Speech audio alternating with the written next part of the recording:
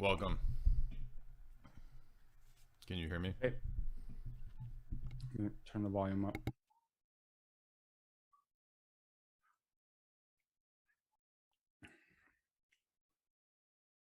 Where are you streaming this? We're live on YouTube right now. Hi, guys. Welcome. We're live. Thank you for joining us, Father Deacon Ananias. Tonight, that's a cross between today and tonight. Tonight, we're going to talk about the notion of the classical virtues, pagan philosophy, pagan literature, natural law, and epistemology. It's a bunch of topics at once, but I wanted to talk about this because of, first of all, because of the interactions that I had with the pagans 2 and 3 weeks ago. So if you recall, I was challenging a lot of pagans on Twitter, and we had a lot of pagans come, and it was kind of a dramatic series of interactions for several days back and forth. I did a couple live streams critiquing paganism, and some of the first problems that popped up that I want to encounter or discuss with Father Deacon is the issue of why we need to address modern questions of justification in terms of epistemology, because we had a lot of pagans that were under the attitude, which we see even at times amongst Roman Catholics, that it suffices for justification merely to appeal to authorities. In other words, we can just cite Aristotle, the philosopher, as Aquinas does in the Summa quite often. We can just cite Aquinas, and it kind of, that sort of ends the debate, right? Because an authority figure who is respected, who is intelligent, etc., who is revered by the church, by the ancient medieval world, really ends the debate. And I mean, that's kind of ultimately the logic of the Roman Catholic papal position. Somehow the papacy gives us epistemic certitude, something like that, which I don't think it actually does that. So one question is going to be about the correct and incorrect usage of authorities, and the fact that authorities do bolster our case, but there's no way that an authority can be the justification or the proof necessarily, especially human authorities. And I'm saying this because for those that weren't aware, I had a friend reaching out to the biggest pagan out there in terms of channel, or one of the biggest, Survive the Jive, and I had issued a challenge for him to debate because he's the most well-read and philosophically minded of the public neo-pagan. I don't know what his specific position is, but I know he's a fan of Aristotle and Plato. And my understanding is that Survive the Jive's response was that he isn't interested in any position that would challenge ancient eminent men. So who are you to disagree with Plato or Aristotle? Which ironically is very bizarre because, of course, Aristotle fundamentally disagreed with Plato. So Aristotle didn't seem to think that having an eminent authority in terms of his teacher necessarily made the position true.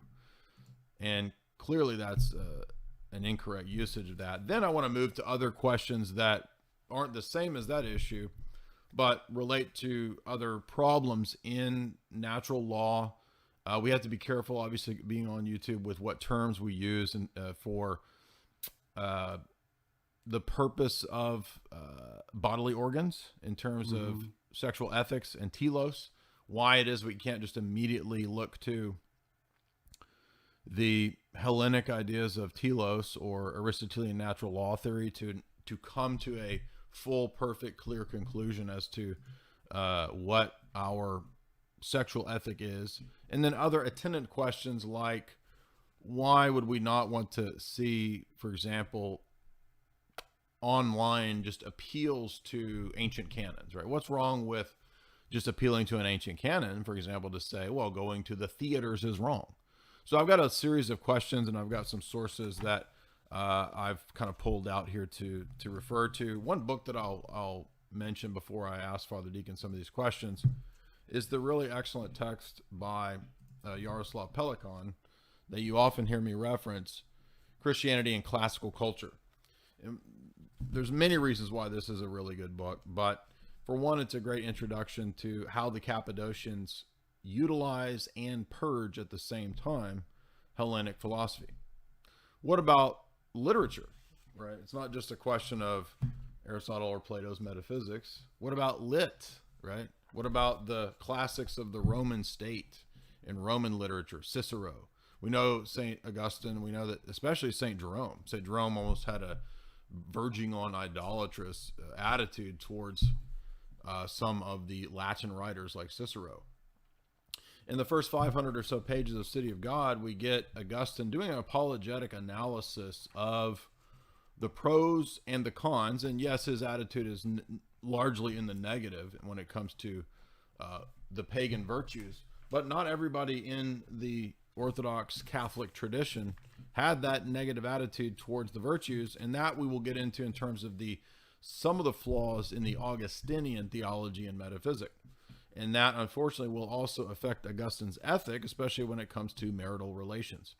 So when we look at how we view things outside the faith, outside the church, we have to be careful to basically sail between Scylla and Charybdis, because there's the extreme on the one hand of something like Origenism or Hegelianism, where we fall so in love with non-Christian systems and system building that we try to basically say Christianity is a cloak for Neoplatonism in the case of Origen, or idealism in the case of Hegel.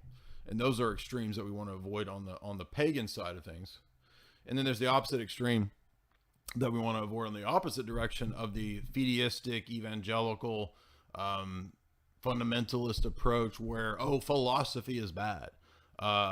Music, secular music is bad. Secular entertainment and art is bad, you see. And so there's these either or dialectics that oftentimes pop up.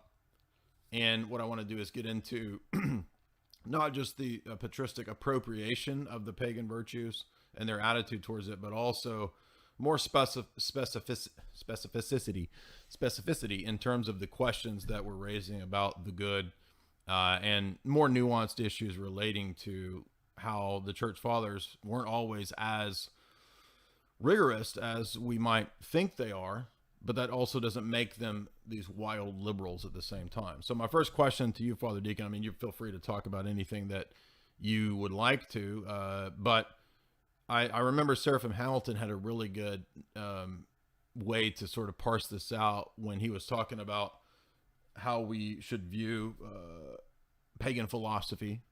And he said, if you think about it, it's not really an issue of pagan or non-pagan, because pagan, you could construe pagan to be anything that's outside of the church, and it's not necessarily pagan.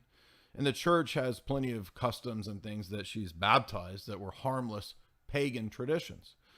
So Hamilton's nuance was, why don't we think of it just in terms of idolatrous and not idolatrous? And in that way, we're really not hampered by, or we're not caught in a false dialectic of thinking that there aren't real truths, real virtues outside of the church. That's an excellent way to put it. Because there are goods outside of the church. And like you said too, and maybe later on, after we get through just the kind of analysis of justification that these issues come up when you were discussing and debating with the various pagans. Citation of authority, what that means. After we treat that, maybe we should actually talk about some of the Augustinian views and things that have plagued the West of kind of these dialectics and understanding teleology and natural law and various goods versus a singular good. What do you say? Let's start with justification then. So let's start with, I don't need to provide a justification for my justification. Let's just start with it. Well, let's start with let's say the Roman Catholic attitude before we get to the pagan. Let's take the Roman Catholic approach, which is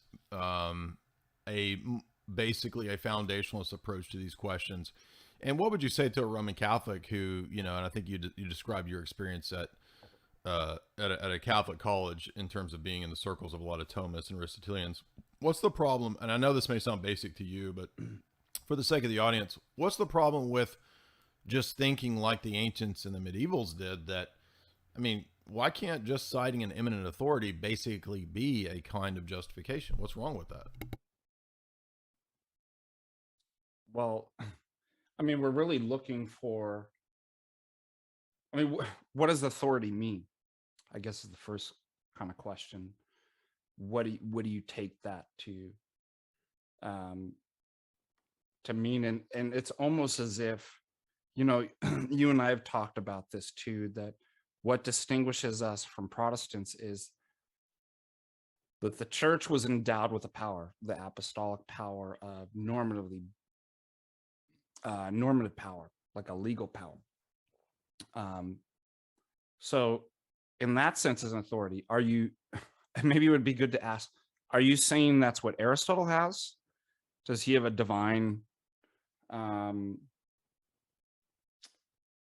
divinely sanctioned authority that's the power of law in whatever he says? Or is he's proven wise on that? We should listen to him. You know, we have to kind of flesh out what these things mean.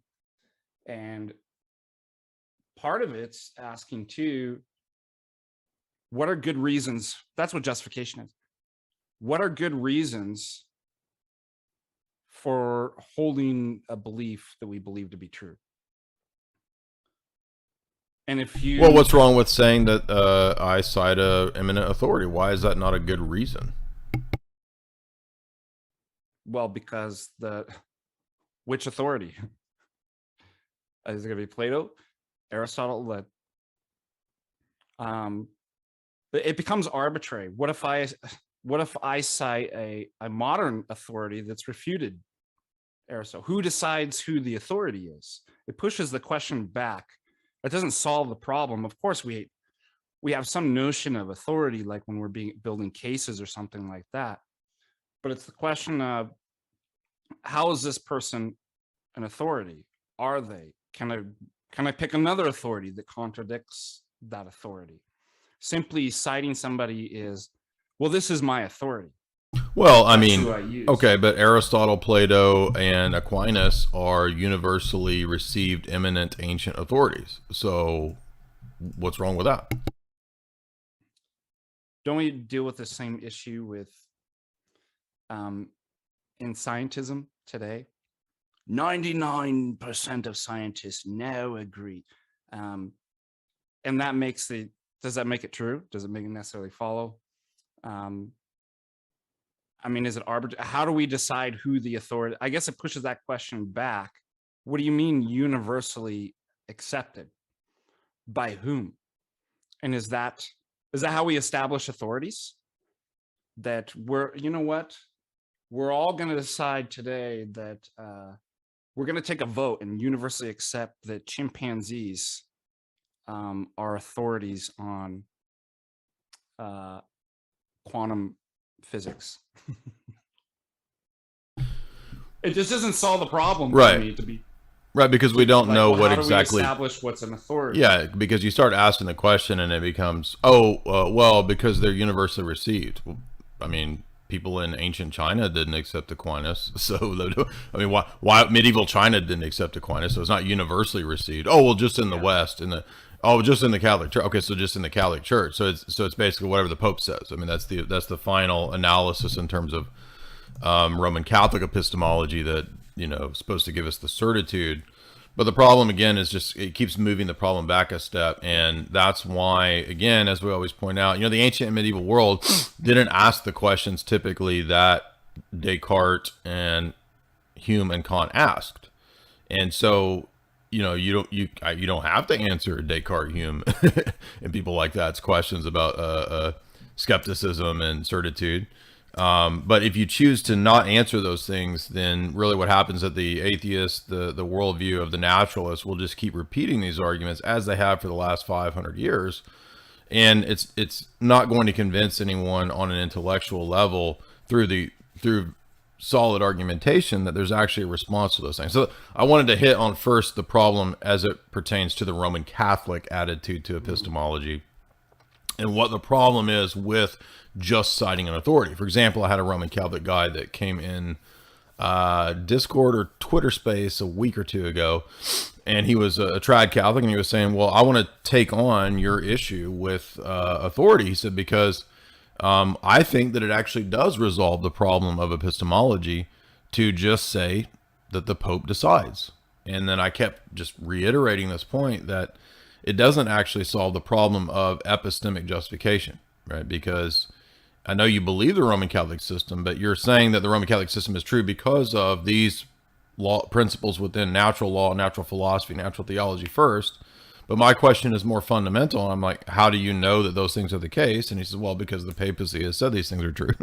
So in other words, even natural law now gets ultimately in this argument justified or based. It's the same based on the papacy tactics as foundationalism, right? Well, it is a foundationalist view. Says that it has to ground out in some basicality, whereby we mean basicality that there are no further reasons or arguments, but that ends up being the kind of justification in itself of all other non-basic beliefs, correct? And as you know, in the epistemology that I do, that I show, there's several critiques of that, both of circularity, the argument from arbitrariness, because it asks the question, well, wait a minute, how is that the criteria, the justification? But the way that they've couched it in terms of foundationalism is that, well, you can't ask that question because that's the foundation, that's the basicality. Well, they do the same thing with the papacy and authority, right? The way that I've set it up is it eventually has to go back to the authority. I arbitrarily pick this authority, let's call him the Pope or the papacy. And so you can't ask any questions about the justification for that, because that is the justification. Exactly. Right? So it begs the question, it ends up being arbitrary. Why not we say that, well, I've got my jar of pistachios here, and that's my authority for, and that's where it all grounds out, or like all things come to. And if somebody says, well, that's ridiculous, you explain yourself. Well, no, because it's properly basic. Yeah, if they can be arbitrary about what constitutes proper basicality, so can we, right? Absolutely. And there's no reason to choose one over the other, right? Without a prior criteria. But if there's a prior criteria, then the original argument wasn't properly basic. So that's a great point then about illustrating that. And I want to stress this too, whether it's talking to a pagan guy like a Platonist, or whether we're talking to a Roman Catholic about the principles of causality, the metaphysical structure of the external world, and the distinctions between the one and the many, right? We probably agree with a lot of those people on those points. So we're not disagreeing with there being telos or causation. What we're disagreeing with is that the route that you got there to get to that conclusion, that you have a good reason to say that. Not that there's no such thing as causation or teleology. So these are just the never-ending problems that people have when you make these arguments. Oh, you don't believe in teleology? Or you're a Humean? No, I'm saying that Hume's criticism applies to you on your system. That doesn't make me a Humean. Some people are saying, turn my volume up. Is that possible? I've got you up all the way on my end. So if you could, maybe if you want to pull your mic closer or something like that, maybe. But you're all the way up on my end. Let me try turning it up. Tell me if that messes things up. Hello. I get to speak really loud. No, how about that? It was fine to me. Just ignore these people. A lot of people just trolling and causing problems on purpose. But yeah, I listened. You sounded perfect to me, so I wouldn't worry about it. Okay, perfect. Yeah, I mean, we brought this up in ethics too, because we're asking about, ethical theories, and why would this theory be correct? Like, is it true and stuff like that? Could you swallow the microphone with that? I'm just joking. Like, people are always like, "Can you do this? Can you do this? Could you put the microphone in your mouth? That maybe you would be loud." Yeah. I'm just joking. You sound fine. Everybody says you're fine. Well, with the new Musk, I'll just be hooked up my Neuralink. Oh yeah, so it'll work. I won't even need microphones. Like, my thoughts, I won't even have to like actually move my mouth or speak. Like, my thoughts will just be like, furthermore, right? Well, what makes something a good reason for what makes something a justification? Right. And is it because we all agree that this is going to be the case, that we're all going to decide that this is the theory? And most people stop there. And I think it's not until later in philosophy that we kind of, ask further questions that back further than that, well, what makes somebody justified in actually holding that position? It can't be simply because we all decide it's an authority, or we all have decided that now you reduce something that's supposed to be objective to simply a subjective, relativistic. But it seems that people really didn't kind of question those things before, that it's like, well, if we all believe this, I mean, it's absurd to think otherwise. Yeah, but keep in mind so too you just that kind of move forward with the project, and you never get to the question of like, well, what's a justification? yeah, and then people say, well, you shouldn't even ask these questions because these are questions that atheists and Protestant reformers and Calvinists they ask these kinds of questions. Will that be like saying, okay, so then we shouldn't do calculus? The ancient world didn't do calculus. That's a great argument. We shouldn't use it. It wasn't used by any eminent authorities. And who are you to use the mathematics of people from the Enlightenment, like Leibniz and Newton, right? It's just a silly point. Yeah, it's let's call it the fallacy of antiquarianism. Well, there is a fallacy of appeal to antiquity, like as if because it's old, it's somehow better, it's more true, right? And these are fallacies. So is the appeal to authority a fallacy. But keep in mind, it's depending when the appeal is made, right? So this is what I wanted to get to next. Is it could you tell us when is appeal to authority a valid situation, and when is it a fallacy? Whenever I say it is. Yes. Thank you for being our final authority and resolving all epistemic questions by just appealing to yourself. You like how I did that? So again, we use authority.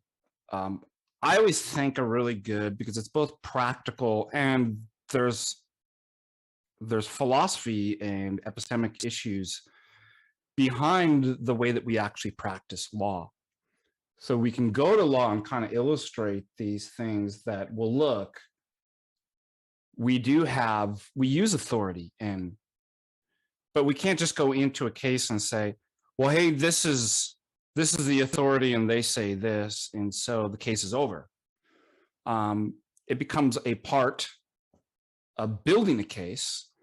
The authority can be questioned. You can bring in counter authorities too, people who might have spent enough time or receive a level of education and performance within society within that area that it's deemed that we accept, that go, okay, there's some sort of authority that they should possibly be listened. What does it mean when we do that? They should possibly, given their work and expertise and their performance, be listened to first before somebody that didn't put that work in. That's a good way to think about it.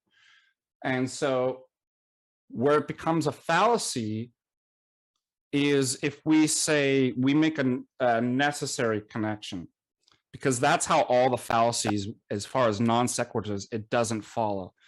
You're stating some sort of premise or support that says, well, therefore necessarily this. If there is, this is why we call them fallacies of relevance, right? Because they're not actually, the premise or what you're putting is not actually logically relevant. It might be psychologically relevant. It might be relevant in some other way. But when you present something as if it's an argument, you're presenting it as if it's logically relevant. The premise, or what I'm purporting to be the premise to support the conclusion, is logically relevant. And if it's not, you've committed a fallacy. So as far as the fallacy of relevance of fallacy of authority would be, if you used an authority that either was unqualified Or if you cite an authority that might be qualified and say, therefore it necessarily follows because this person said something that the conclusion must be true. Do you see that? That doesn't necessarily follow.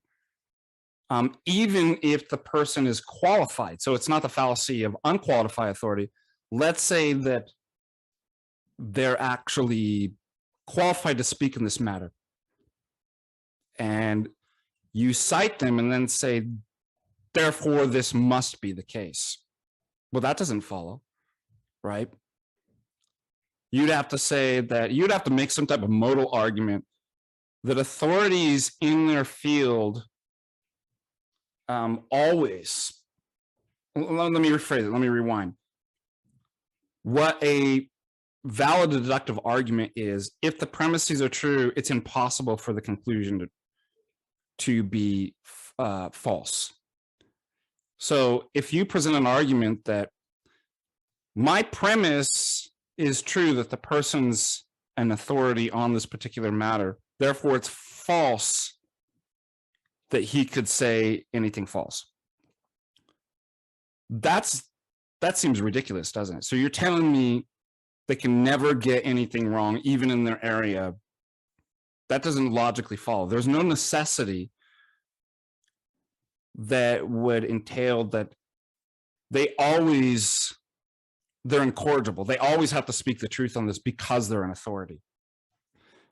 But isn't this exactly how people present these? Well, it's Aristotle. He obviously, he's infallible. It's incorrigible. You can't doubt. It's indubitable. Then that means that his authority, and I'd even grant that Aristotle's an authority. But does his authority mean that he always, in every place, in every logical possible world, has to speak truths? I mean, think about how silly that is. Yeah. What about, so,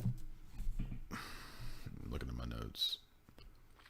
So the place of citing authorities, again, depends on what type of question is being asked and in what sense, what kind of authorities we're appealing to, right? So if we're appealing to human authorities, then there's going to be limitations. If we're appealing to divine authorities, who can be at times humans as well, then it kind of steps up a notch to another level, another order, maybe.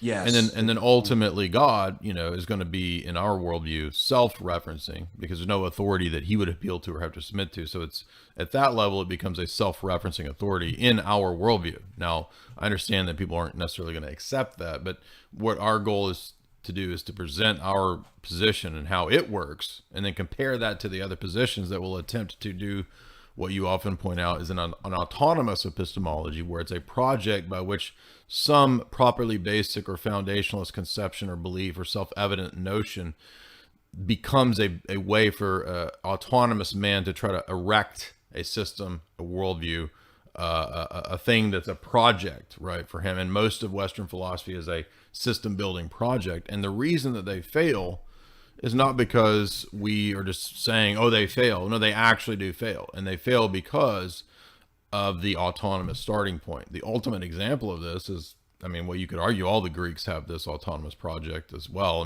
For them, reason is preeminent, right? For the Greeks, man is man because of reason, and reason is worshipped. It's so close to the divine that the reasoning faculty is itself a spark of the divine, you could even say.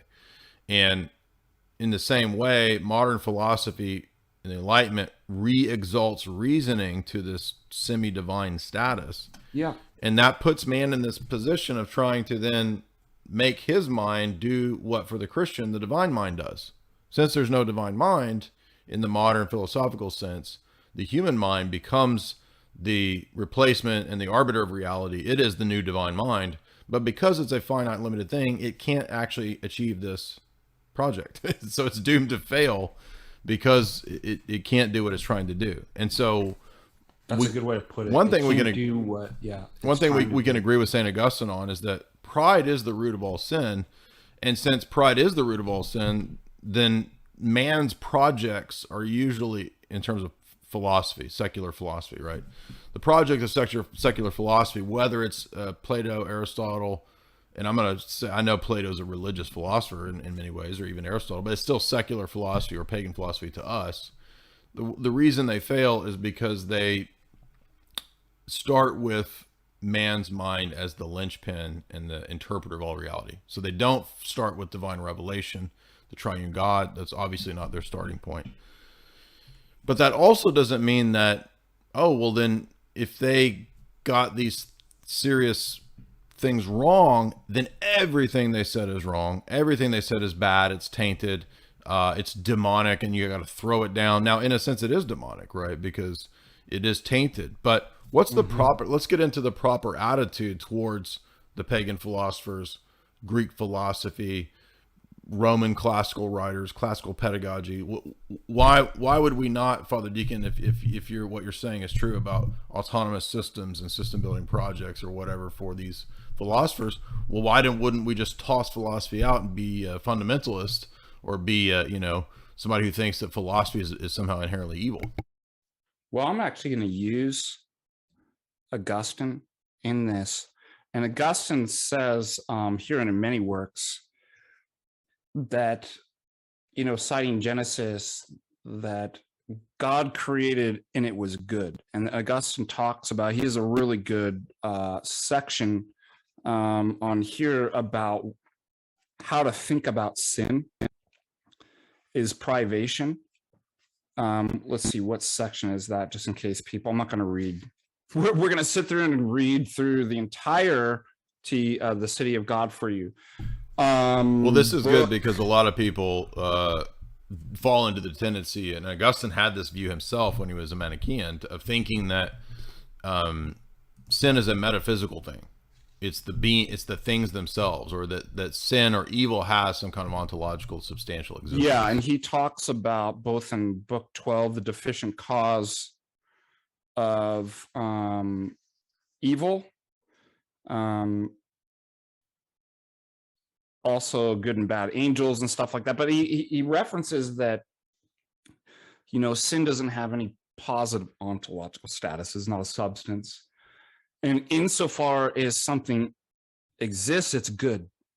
So sin really becomes misuse, misdirectedness, right, towards non-being, right? Because that's not the way this thing is supposed to be, right? Then you're moving out of the being of it. So I think that's an important point for bringing that up, is that only in a kind of Manichaeanism would you fall into, I won't say that's the only way, but adopting a kind of Manichaean mindset that things have the evil and bad have kind of a positive existence or something like that. Right, exactly. That you would say, well, I need to get, exclude all of this. Once you have this kind of correct understanding of that all things that exist are good, you can go through the pagan poets and philosophers and be able to see and identify misuse versus good. And we've talked about, I bring this up all the time, that I think we brought this up with, it's mentioned in Staniloy too, that because the standard of truth is orthodoxy, and it transcends all systems and philosophies, orthodoxy never had to marry itself to any particular philosophy, but stood above and gave you the ability to say, here's where they got it right, here's where they got it wrong. And that's because things do exist, and because human beings exist, and not only do they exist in the image of God. It's impossible for human beings to speak falsely on everything 100% of the time. So once you take those two things, the denial of this kind of Manichaeanist view, a correct view of goodness and being versus sin as being privation, and the view that the standard is orthodoxy, to look upon those things, you can now actually read these different pagan authors and be able to say, they got it right here, they got it wrong here, which is exactly what I do with the philosophy. My students always ask me, who's your favorite philosopher? And I'm like, they're all wrong, every single one of them. And everybody in the department is wrong, and that department. But do I say they're wrong about everything 100% of the time? I would say no. There's things Aristotle's right about that are good. There's things he's wrong about. There's things that Plato are right about. And we can say that from an orthodox privileged epistemic position. That's what I'm trying to say. So you don't need to fall into this dialectics of only orthodoxy and you don't read anything else. And think about also the practicality of that too.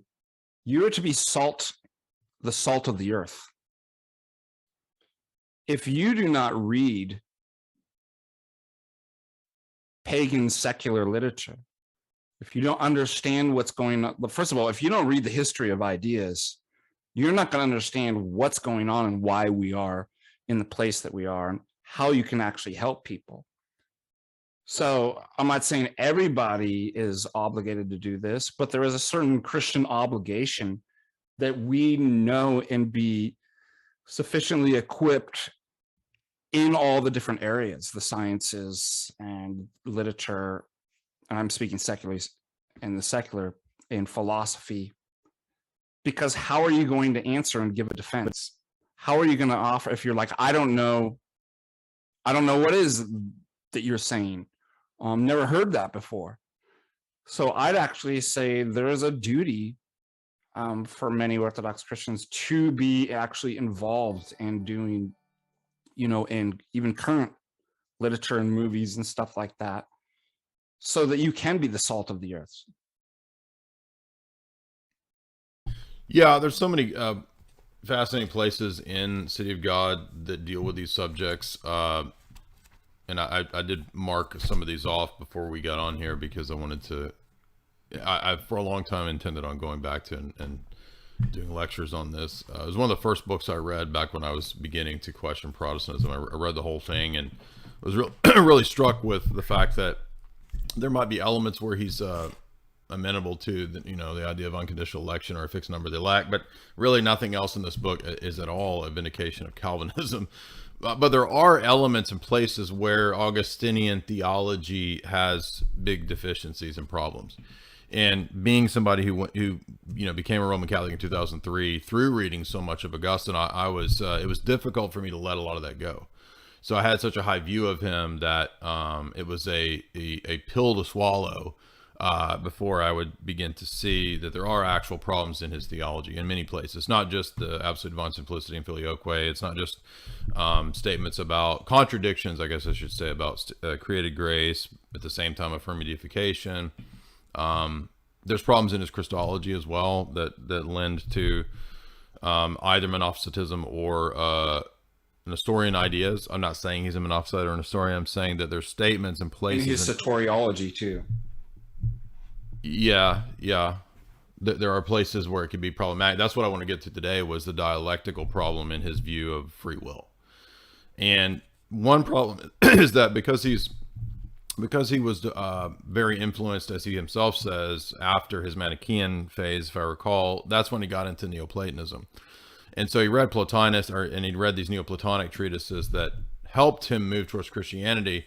But then we had a new problem where he had imbibed these ideas. For example, the idea that your gaze and your intentionality has to be fixed on the one. In Neoplatonic theology, there's an emphasis on the one over the many. And so if you believe that the will has to be fixed on the one, and that sin basically consists in your fixation being deviated to the many, then that's a lesser good. And in that system, a lesser good kind of ends up being an evil. An evil. Yeah, and so this is also a problem for the beatific vision, which in the City of God he does appear to affirm a version of beatific vision. You could potentially read his paragraph as in an Orthodox way too, because he doesn't necessarily say that this is excluded until only the afterlife, which the later Roman Catholic position specifies. I think it's Innocent the Second or the Third that has the beatific vision dogma in Denzinger, but there is this notion in Augustine that he usually does bring up in moral situations where, for example, if the question comes up of whether marriage is a sacrament or whether there's some necessary sin involved in the action of marital union, Augustine still believes that it's nearly impossible to avoid sin, even in a marital state. So the bizarre part of this is that, well, I mean, how can it be a sacrament if you can't avoid sinning in the action? I mean, that's just bizarre, right? And I think you made a good point that a lot of times we bring into Christianity we read everything through the sins that we had a problem with, right? Like if I had a problem with gluttony, then if I convert, if I'm a big old dude, then I'm typically going to say, oh, well, everybody's problem is we're all tempted by our gut, we all overeat. And so I might, overemphasize and stress fasting, right? Because for me, that was, it wasn't real. I'm not saying me, but the hypothetical fat me, right, is overeating a problem. You see what I'm saying? Like we'll read it through the vice that we had. So long story short, I think that because Augustine, known for being very profligate and sleeping around when he was teaching and writing Latin or whatever his instruction job was, that's what he was into, right? And he had a concubine, he had a son, a Deodatus, and all this. So I think people know about this probably, but he came under the preaching of St. Ambrose eventually, which, that and the prayers of his mother, as he says in Confessions, was ultimately what converted him. But it took him a long time, right? At the end of later on, he writes retractions, and he retracts quite a few of the positions that weren't correct, weren't orthodox. He clarifies things that he thought were wrong when he was younger. We have to keep that in mind too, right? That just because St. Augustine had XYZ view doesn't mean he was right. And in fact, Ubi's new video, which I did share, and the interview that they did with Dr. Bradshaw was really good in pointing out the nuances and the problems in Augustine's position. And the problem, ultimately, I'll hand it over to you, Father Deacon, is not that he was reading pagan philosophy. It's that he seemed to view his personal problems as something that was remedied by a rigorous position. And we all can fall into that, right? We can have that same attitude. And that's what led him to think, and this is proven by his descendants and people that follow the radical Augustinian positions like the Jansenists. The Jansenists were big promoters of the notion that the heart is either inflamed with love towards God or it's sinning in worshiping and focusing on lesser goods. That's a classic sort of Jansenist framework. That's a false dialectic between the goodness of the natural world. So in other words, the natural world becomes basically a trap and a bait for us to sin. And so how could it be God creating goodness? And by the way, some of the Latin fathers went so far as to even say that it's that pleasure in the sexual action itself is a sin. If you enjoy the pleasure of it, it's actually a sin. All of that is just over the top and overly rigorous, and I don't think it's correct. And it's because of, by the way, not just the Neoplatonic, but a Stoic influence. And Ubi shows, I think, convincingly that a lot of the Latin fathers had adopted Stoic attitudes towards these things because there wasn't a full, it's just a false presupposition, right? So it's not that philosophy itself is the problem. It's not reading philosophy, not reading Stoics is the problem. It's not reading Plato that's the problem. It's not sex itself that's the problem. The problem in all of these positions is thinking that the problem is some other existing thing and not my own passions. Does that make sense? In other words, evil is not located primarily in some metaphysical thing. Oh, it's that thing over there. It's that system. It's that structure. It's that philosophy. It's my will being directed away from the good. That's all evil is in a moral sense. There is the privative sense, but the moral sense of evil is literally only me moving my will away from the good. And that doesn't mean that it's bad to will other goods, because there are many goods. That's point of the essence energy distinction is that God is not only monad. God is also three, and he's also many in his energies and works. So you can see the influence of Neoplatonic thought in that. Like, I thought that was an excellent point, that in Neoplatonic thought that affects a lot of what we're talking about, like, for example, Origin, and that you get these dialectics, that anything lesser than the best is wrong. And must be some kind of deprivation sin. Of exactly. being. And that's what we can fall into. And by the way, there's a philosophical term for this, supererogation. Have you ever heard of that? Well, yeah, it's a term that's used in Roman Catholic theology for works of supererogation. Absolutely. Yeah. And so ironically, so supererogation is acts that are above and beyond the call of duty. And so what that allows for is that, well, lesser goods, because there's a multiple of goods, are good. Even though there might be some acts that are above and beyond that. And it reminds me of how certain systems can't actually accommodate something like the concept of supererogation, or that there could be multiple levels of goods.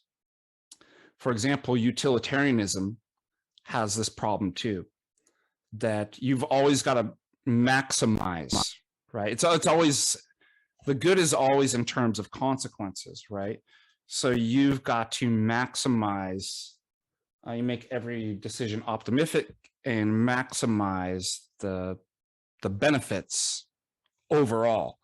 And so the problem with that would be that suppose you are a doctor of medicine, and according to consequentialism, utilitarian ethics, what is right, there's nothing intrinsically right or wrong. It's right in virtue of maximizing the good over the greatest number of people, or the greatest kind of net balance, or something like that. And suppose that ends up being that you're going to fly to Haiti and Africa, and the maximum benefit would be to do that, to sacrifice your life, and you don't see your family at all. You don't see your kids, you don't see your family. All your money goes to this charitable act. Well, that seems wrong, right? That the consequences would say the person who maybe does that occasionally but spends time with the family would actually be wrong. And it reminds me something similar. That's a good. Supererogation would be going above and beyond, or something like that. But don't you feel that there's a similarity, the same way that utilitarianism can't accommodate supererogation, and the notion of multiple goods at different levels, so too would a system like this that would be influenced by Neoplatonism. Well, and keep in mind too that if you read Free Choice and St. Maximus, there's a really good chapter on the errors in Augustine's dialectical conception of what free will is. So because he thinks that the good is only one, he has to lay out his notion of free will as a choice between good and evil. And evil, yeah. And then the problem is that, well, then in the eschaton, how do we have free will if free will is defined as choice? Because there's not multiple things to will in his version of beatific vision. There's only the divine essence, or the divine unity that we can't move our gaze from, right? And by the way, Origin, if you think about it, was a little more consistent in this regard. I mean, Origin is a total heretic, but I'm saying if you believe that free will is defined as a choice between good and evil, and if you believe that you can retain free will in the eschaton, Origin just simply reasoned to the conclusion that you would have the ability to fall again.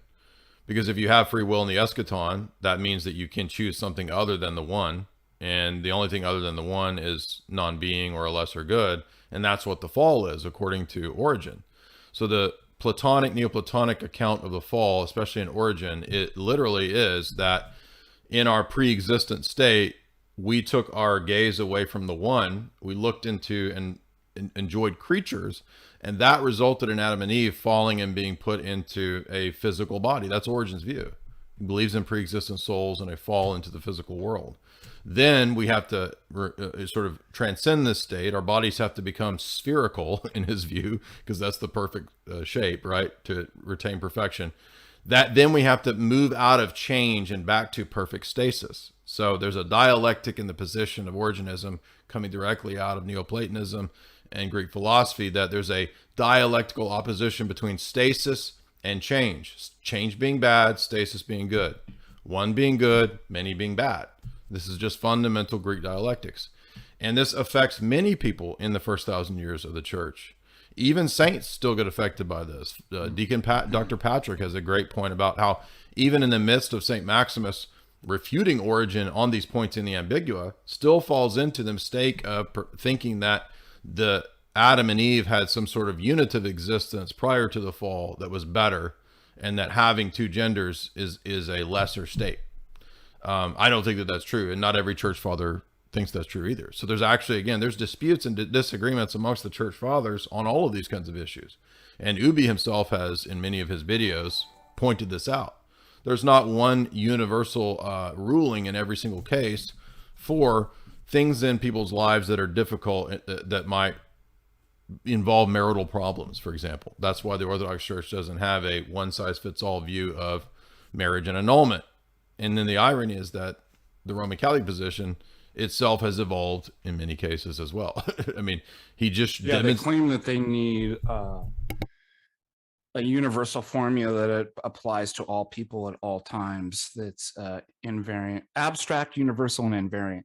And then what does it do? Just the opposite. It's whatever the Pope decrees at that time. So at that time, right. So basically, Casti Connubii and Humana Vitae literally do not have a backing in the patristic period, because the arguments that are made on the purpose for the purpose of sexuality, that it's restricted to only procreative intentions, right? If you want to take the Augustinian view, it's extremely rigorous, right? He basically thinks that not only do you have to be open to the possibility of life, that you have to actually have the intention to have an offspring in every sexual encounter. And if you don't personally have that intention, you are in sin, right? And that's why he thought that was almost impossible at all times. So how could you have marital relations that didn't in some way involve sin? And it's just not. So does everybody see that, by the way, that just to connect to your previous point, if you believe, and this is what, why one would come up with an absolute divine simplicity and the notions, as you so aptly put, about what will is. If you believe there's only one good, then it's either or. It's either the good or it's the evil, right? The lack of good, the lack of being.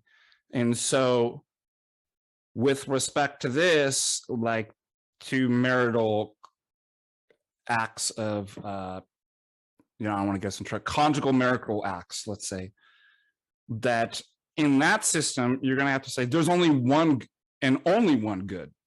So anything else that's accompanying or in that would obviously be a sin. Whereas in the Orthodox position, that there's a good of procreation, and there's other multiple goods too that you could enjoy or participate in, and therefore you're not sinning. I just wanted to make sure that well, think about it in terms of the problems of the body and the soul, right? So in the West, you get a very negative view eventually towards the body, because the body is viewed in a Platonic way, that it's the prison of the soul. So I should punish my body, right? And they come to the wrong conclusion that asceticism is mortification, that I should mortify my flesh and punish it or whatever. But that's based on a misunderstanding of the word. It's not Paul wasn't using the word flesh to describe the physical body. He was using it as a descriptor of the fallen state of humanity in terms of the passions. And the passions themselves, as St. Gregory Palamas says, aren't even themselves inherently bad. That's why Christ can assume the blameless passions. Blameless passions. Right. So it's not desire that's bad, and it's not will that's inherently bad. Even the faculty of willing is not inherently evil. And that's why the church fathers will say that if you think about the demons and the devil, not even the devil's nature or will itself is evil, because God gave him those things. But the difference is that those beings chose to continually will the wicked and the evil. And like humans in the eschaton that are wicked, they will be perpetually willing bad and evil things. But the problem here is that because there's a hierarchy between the soul and the body, certainly the soul is higher, and many church fathers say should be given importance above the body. That doesn't make the body evil and bad. And so many ascetics and so many people in the history of the church fell into originistic problems and problems where they would see that the body is the problem. This is what motivates Origen to castrate himself, right? Well, if I struggle with lust, I should cut off my genitalia. And then, of course, he finds out that the problem with lust is not the genitalia. The problem is an inner disordered desire, the passions that have to be healed in a certain way. And that healing can't be through something like that. It can't be through mutilation. It can't be through external means. It's a requirement of healing that comes through the uncreated grace of the church and the sacraments, right? That's why Christ has a law that he wants us to keep, and we can't keep that, but he also then gives us the uncreated power to then keep it, you see. So it's a Now I'm gonna cite some modern pagan film to make this point.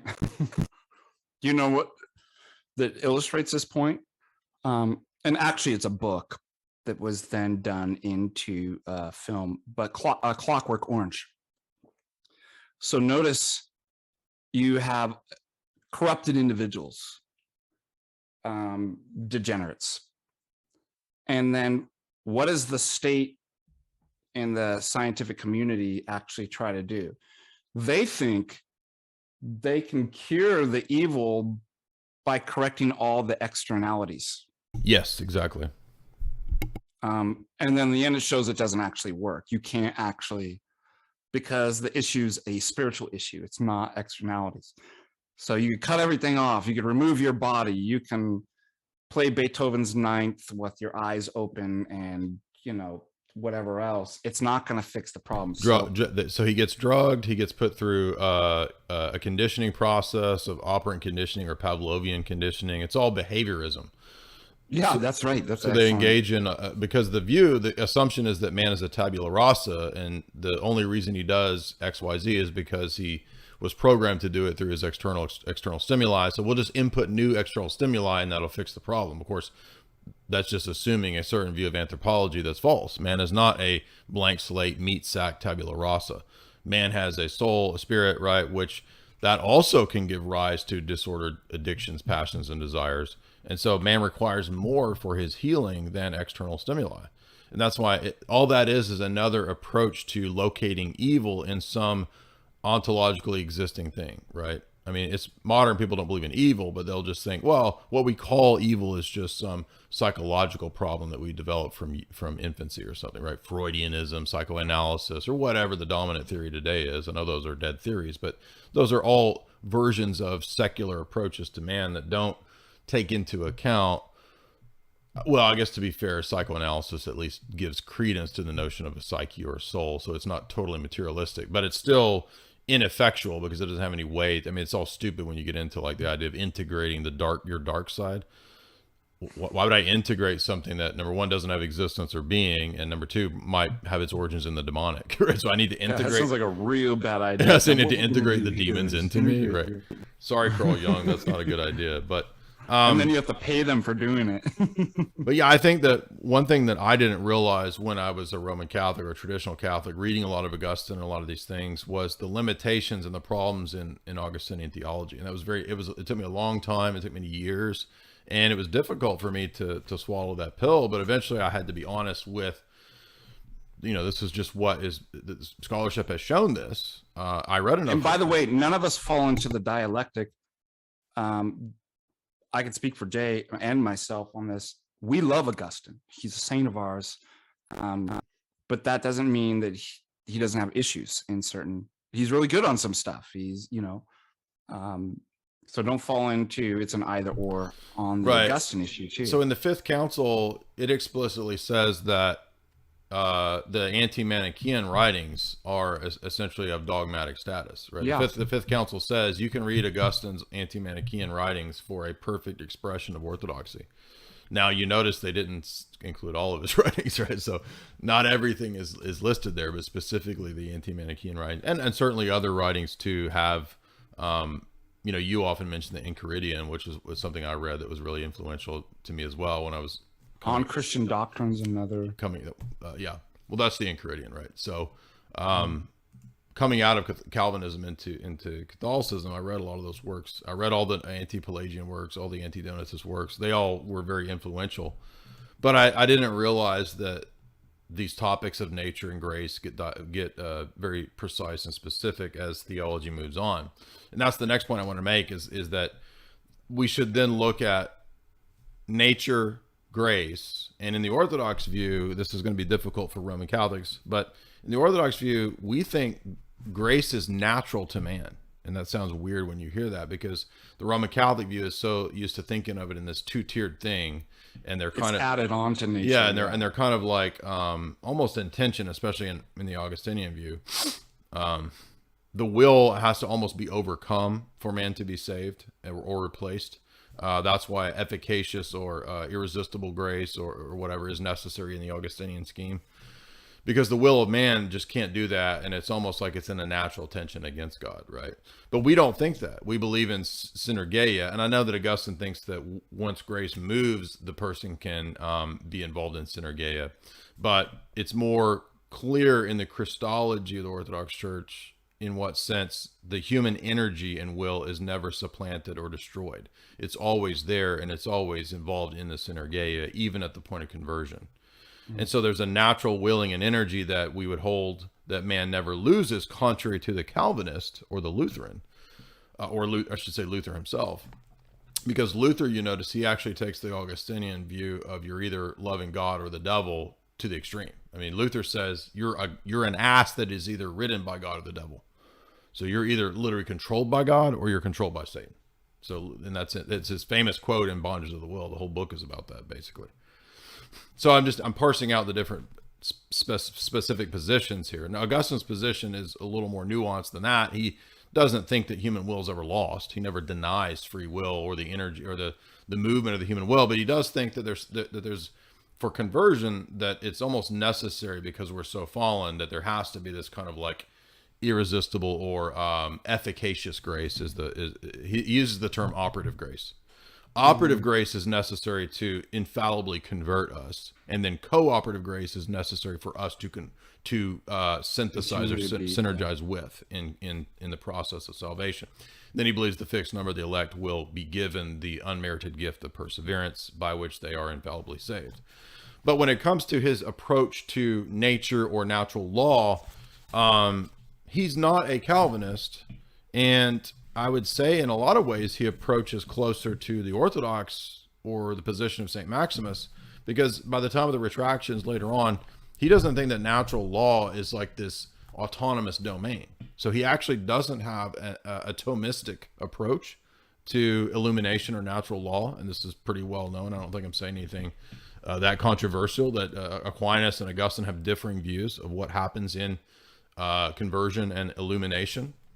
Although Augustine is not as consistent as we would like him to be about the notion of divine illumination, he does seem to think that all of reality and the process of conversion itself does include this direct illumination of the individual via God. Now, I think he's inconsistent when he talks about created grace, but he thinks that it is something that the individual can experience. And I think he thinks, especially the later mature Augustine, that reality is theory laden and Christological. You can't really get away from, in other words, he wouldn't think that you could autonomously interpret the natural world without divine revelation.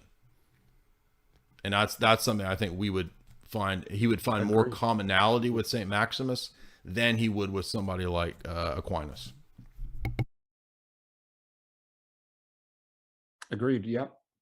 Well, so if that's the case, then let's get into the nuance of how does that view of the good and natural law or natural theology, to use that loaded term, how would that apply to how we would then view pagan art, pagan literature, pagan stories, the Iliad, the Odyssey, right? How might that affect the way that we view people outside the church still in some sense possessing the good?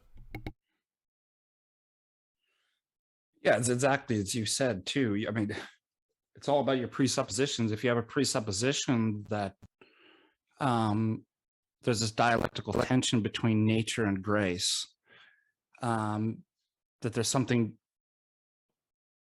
What is it that we always warn people? There's no such thing as sin nature. Sin nature, is our nature is still good. Our will, as you had pointed out too. And so you don't have to fall into this dialectics that I have to be regenerated. So it's an either or. Everything that I do and will is, and they'll read the St. Paul incorrectly, right? According to their paradigm lenses. If you already believe that, then you're going to read St. Paul. It says the good that I will to do, I don't, and the thing that I don't want to do, that I do. That there's this tension, right? That they'll read that in.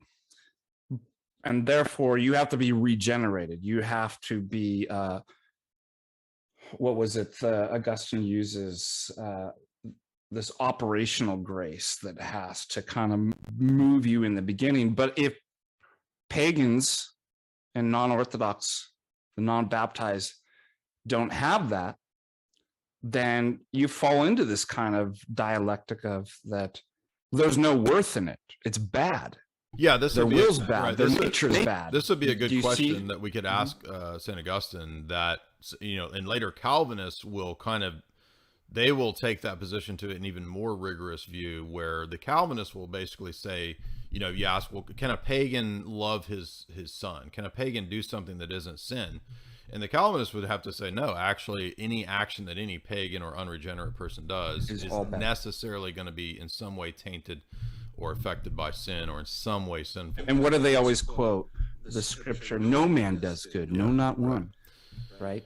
Well, but they also, in that same chapter, Romans 2, Paul says that when pagans do by law what is according to the moral law, they can be excused because they've done the correct or right action, or they can be accused if they've done wrong. So what that assumes is that, number one, Paul is not speaking as if every action is sinful.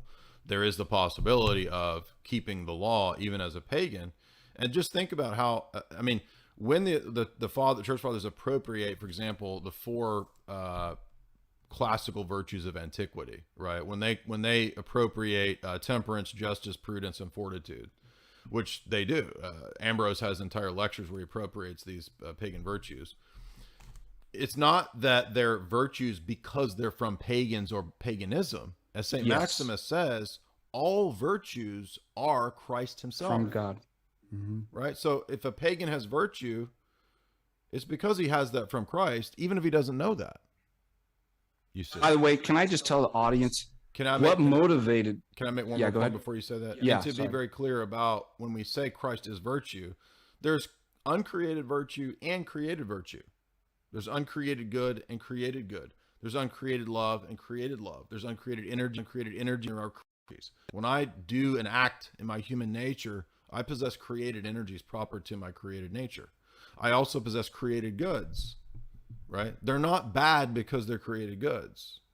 Idolatry is the key point here, which is the misdirecting of my worship to something created. If I worship created things and give them the status of divinity when in fact they're not, that's what idolatry is. And we all have idolatry because of the fall, in the sense that we all have misdirected desires and we fail to worship God as we should, right? So we're all, in a sense, idolatrous. We're all sick from the disease of sin. But it doesn't mean that a pagan or a person outside the church can't have a genuine love for their children, or that they can't do a genuinely good action or deed. But if we want to understand how that's possible, and I would say it's still only by the Holy Spirit that even that is possible, right?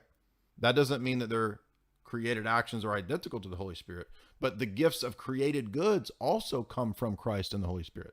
Even the created goods that we possess are not our own. They're still gifts from God too. And so there's a question that where Maximus actually deals with this at the last stand, where he says, well, how is it that outside the church, the Holy Spirit works, but we wouldn't say that outside the church, people possess the Holy Spirit in the same way that the people in the church do? And he says that's where mode comes in. The mode in which the Holy Spirit exists in the church and theosis is different from the mode in which he exists in the natural world, but it's still the Holy Spirit. And it's still... Well, think about it this. We say the Holy Spirit is present everywhere and fills all things. And we say, God's omnipresence. And then people go, well, why come I got to go to church to take the Eucharist if God's everywhere, right? Well, the mode, right? That Christ exists in a special mode in the Eucharist. Yes, he's omnipresent. Okay, but he exists in a special mode in the Eucharist. The divine energies of God exist in a special mode in icons that they may not exist in, the tree or something like that. So that's excellent exactly. And you make this, you always give the analogy of, well, think about when Christ was on earth. Is Christ omnipresent? Yeah, and the Gospel of John, the New Testament makes that clear. But it's also true, it's not an either or, it's also true that he's over there in Jerusalem in a unique way. Right? It's about and not in Damascus when he's in Jerusalem. Exactly. Mm-hmm. And there is then, if you think about it, so were the people in Damascus, were they immediately benefiting from the people who grabbed his cloak and were healed? No, the woman that grabbed his cloak and felt the power go out from him, she got a special blessing that people in Damascus didn't get, you see. Yep. And so in the same way, Christ is present everywhere, but there's still a unique presence and mode of God's existence in things like the liturgy and the Eucharist. So it's a false either or, and we can use this analogy to help understand, if there's truth, and there's truths in pagan religions, there's truths in cultures outside of Scripture, absolutely. People discover things all the time, and ultimately any truth has its referent point ultimately back to God, but that doesn't mean that all truths are identical or that all goods are identical, or that there isn't a distinction between the grace in the church and the gifts that are proper to nature. And they can all be good, but different goods. Bingo. And I want to say that what actually motivated this particular conversation was it 2 weeks ago, a week and a half ago? Several people started accusing me of being an ecumenist. So let me kind of tell the story behind this. So Mark Wahlberg came out with a new film called Father Stu, which he plays a Roman Catholic priest from the city that I live in here. And so he's kind of a legend within the Helena community in Montana, well known.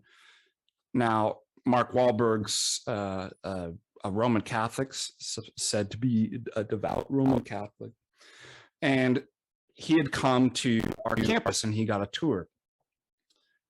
And my philosophy students were all excited about seeing Mark Wahlberg. So when he came out of one of the buildings, we took a 10-minute break so that my students could meet and get, their cast and books autographed by Mark Wahlberg. And then I was invited to an early premiere of that movie, in which I got to meet Mark Wahlberg and introduce myself as Orthodox clergy. And these were posted, because it's my college, it's where I work at. Those photos were my philosophy students. And so immediately was like, what is Father Deacon Ananias posting Roman Catholic? And why is this person posting Father Deacon Ananias stuff in an Orthodox form? What's Orthodox about this? Only Orthodox. Well, I'm Orthodox, so that solves the problem right there. But they were accusing me of being an ecumenist. And I'm like, So why is it ecumenist? Because what a great blessing this was that I got to meet Mark Wahlberg and tell him that, you know, about a little bit about Orthodoxy, and that I got to spend the rest of the evening at one of the after parties talking to Father Stu's dad, to the Roman Catholic priests, the people in that diocese about Orthodoxy. And, you know, I'm proselytizing in some sense. I'm sharing the faith. And that makes me an ecumenist. So I had made this meme, and somebody had, you know, the therapist has interviewed, like, everybody's an ecumenist according to these people, right? There's nothing you can do that does it's sort of like the thing racism, right? Like, I'm not, anything you say is just going to further validate, well, that's exactly what a racist would say. I felt the same thing. It was like, no matter what you do, everybody's an ecumenist. I'm the last true Orthodox left on earth, and I can interpret the canons and tell everybody. Again, it's just sort of kind of rigorism. And this person comes on to my page and starts saying that Orthodox shouldn't watch any non-Orthodox films. And then he goes a step further.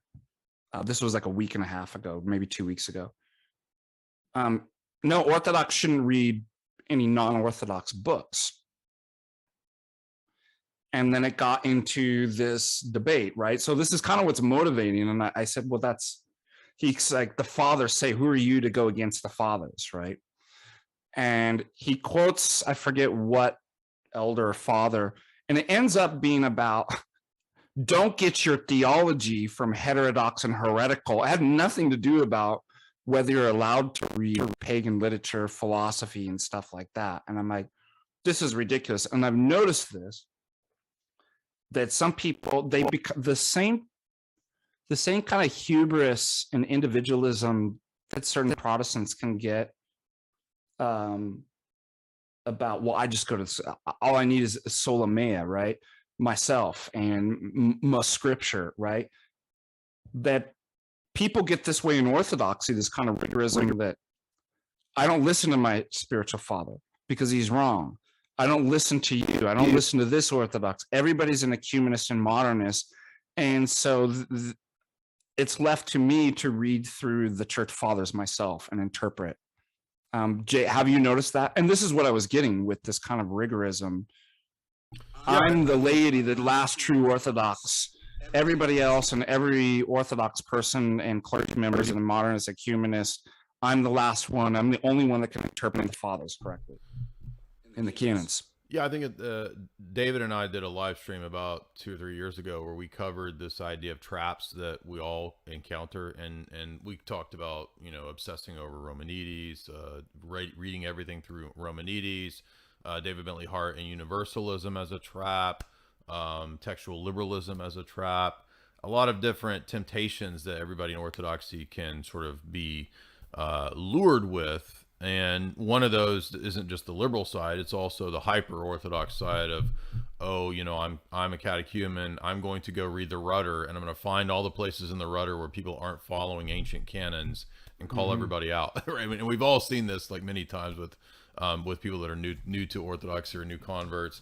So one of the things that initially kind of turned me off was that kind of an attitude, because it was like exactly what's the ethos of the traditional Roman Catholic world. It's the exact same spirit, which, as you said, is in a lot of ways similar to like a Protestant attitude of, it's like, it's just a different version of it. It's like, instead of as a Protestant or a Calvinist, me mining the scriptures to just find a way to one up or to call everybody out, it's like, now I'm just going to use the church fathers. Oh, now I'm going to use canon law. And the same thing can occur with lives of saints too. It's like, let me mine the lives of the saints to find this obscure passage about, you know, what some medieval Irish penitential document said about what you can do in marital relations, written for monastics. And you're trying to, you know, call everybody out on Twitter about this when you're 18 and you've never been married, right? I mean, can you speak to that? Because that's the thing that I see a lot, which is people, you know, who are 18 and never been married, and they read the medieval Irish penitential about how you're supposed to only have sex in one position, and how you're supposed to, you know, not have any, you know, can you speak to that? How that's number one, that's not your job, dude. You're not supposed to be policing the internet for people's sexual relations if you're an 18-year-old person who's never been married. That's for that person and their spiritual father. But I don't know why people feel the need to do this. It's bizarre to me. But could you speak to that? Laity shouldn't be doing that at all. You don't have the authority to do that. You know, that's left to clergy, and we're trained. It doesn't mean that we all do it the best and we haven't made mistakes, but we're trained at actually how to approach that with the person, because there's, you know, you have to be mature. You have to know the kind of psychology of how people work, and that there's a lot of nuance in that, because our ultimate goal, and this is what people don't understand, is not, Orthodoxy is not about the rules. It's about healing, right? It's about healing our disorders. Ultimately, Christ healing and conquering death, but healing us that we may become more like him. So we don't take on this kind of rigorous, excessive judicial, pharisaical legalism.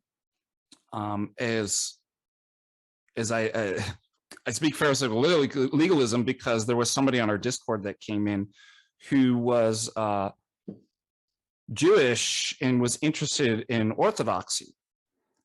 And we were asking, I don't know if you remember this, or was it in the Twitter spaces? I get the two mixed up.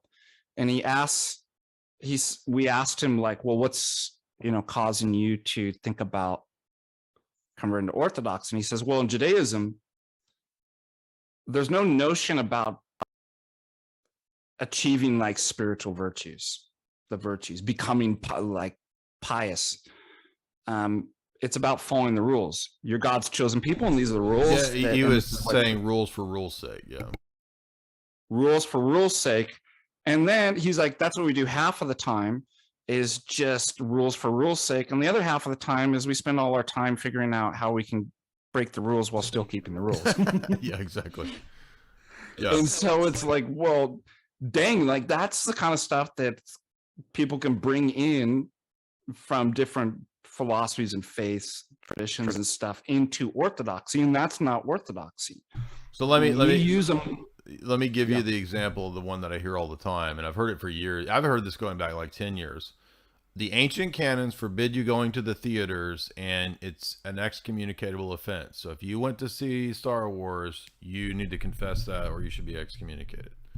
What would you say to the zealous online super Orthodox person who says this? Well, first of all, you're laity, and you're not supposed to be. You're not the interpreters or appliers of canon law. This is so important. Yeah. Why is it that we as so you're trying to say I can't go read and understand the canon law? Why is it that this is such an issue? Well, first of all, that you don't have the training. I mean, it's like, what can I go and do heart surgery? Well, read, yeah. First, I mean, you can't. Number one, like all of these canons can't even be kept. It's not even possible. I mean, a lot of these canons, like these cities and places don't exist anymore. So that doesn't mean all of them. I'm not trying to denigrate the canons, but the point is that it's not a catechumen or a lay person's job to read this 1,000 pages of the rudder and try to tell everybody what is the right application of canon law. Absolutely. And it's just a wrong understanding of what canon law actually is. That it's pharisaical, right? I mean, it's a pharisaical approach. Yeah, they're written. You might have to ask, like, why did they come up with this canon?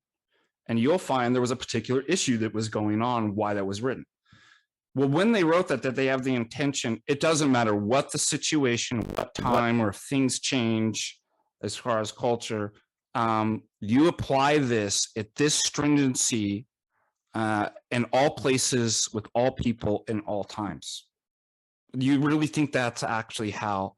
That is not the hospital notion, analogy that we have within the church. Right. It's like, because and this is the exact of the soul. Why would we expect everybody to be a doctor? It makes no sense. And second of all, that as doctors, medical doctors know that sometimes applying the medicine. And the reason why the medicine was created was to cure a certain disease and problem, but sometimes applying that medicine can actually do the opposite. This is why the analogy carried over into the Orthodox Church.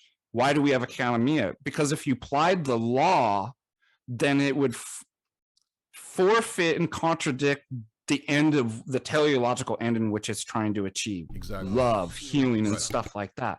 So therefore, it's given to those who are trained, right, who have been given the authority, deacons, presbyters, bishops, to, and I'm not saying that the deacon is that, it's really the bishop, and then he instructs the priest, and then the priest instructs the deacon on what to tell the people. And we have that authority, but we've been trained in seminary on how to deal with interpersonal, right? How to understand the kind of history of this, the kind of ethos of the Orthodox Church in terms also of soteriology, what our model of salvation is as a healing. And so it's very much exactly like medicine, that the doctor is trained, hopefully sufficiently, to understand all these different things, and you don't apply the same medicine at the same time.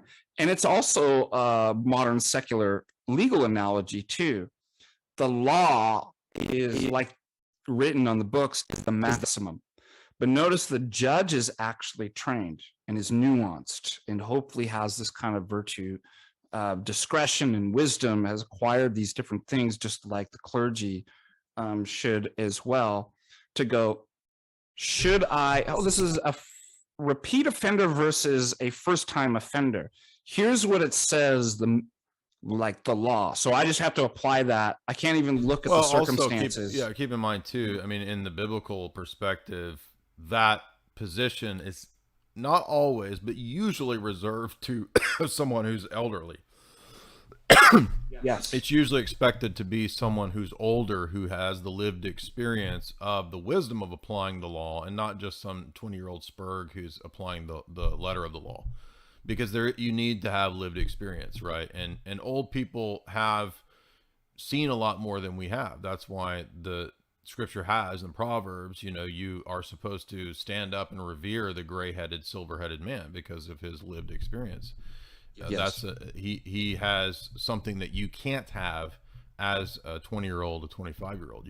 You don't have that yet. Doesn't mean you're bad. And sometimes there's exceptions. We know Timothy was a young man, and Paul said, don't let anybody, talk down to you because you're young. But that's the exception and not the rule. Typically, when we think of holy men, you think of elders, right? An Orthodox elder, and and to stress your point too about law, I mean, Jesus makes this point to the Pharisees: the Sabbath is made for man, not man for the Sabbath. The purpose of the Sabbath was not for you to be enslaved to a bunch of inane rules and superstition.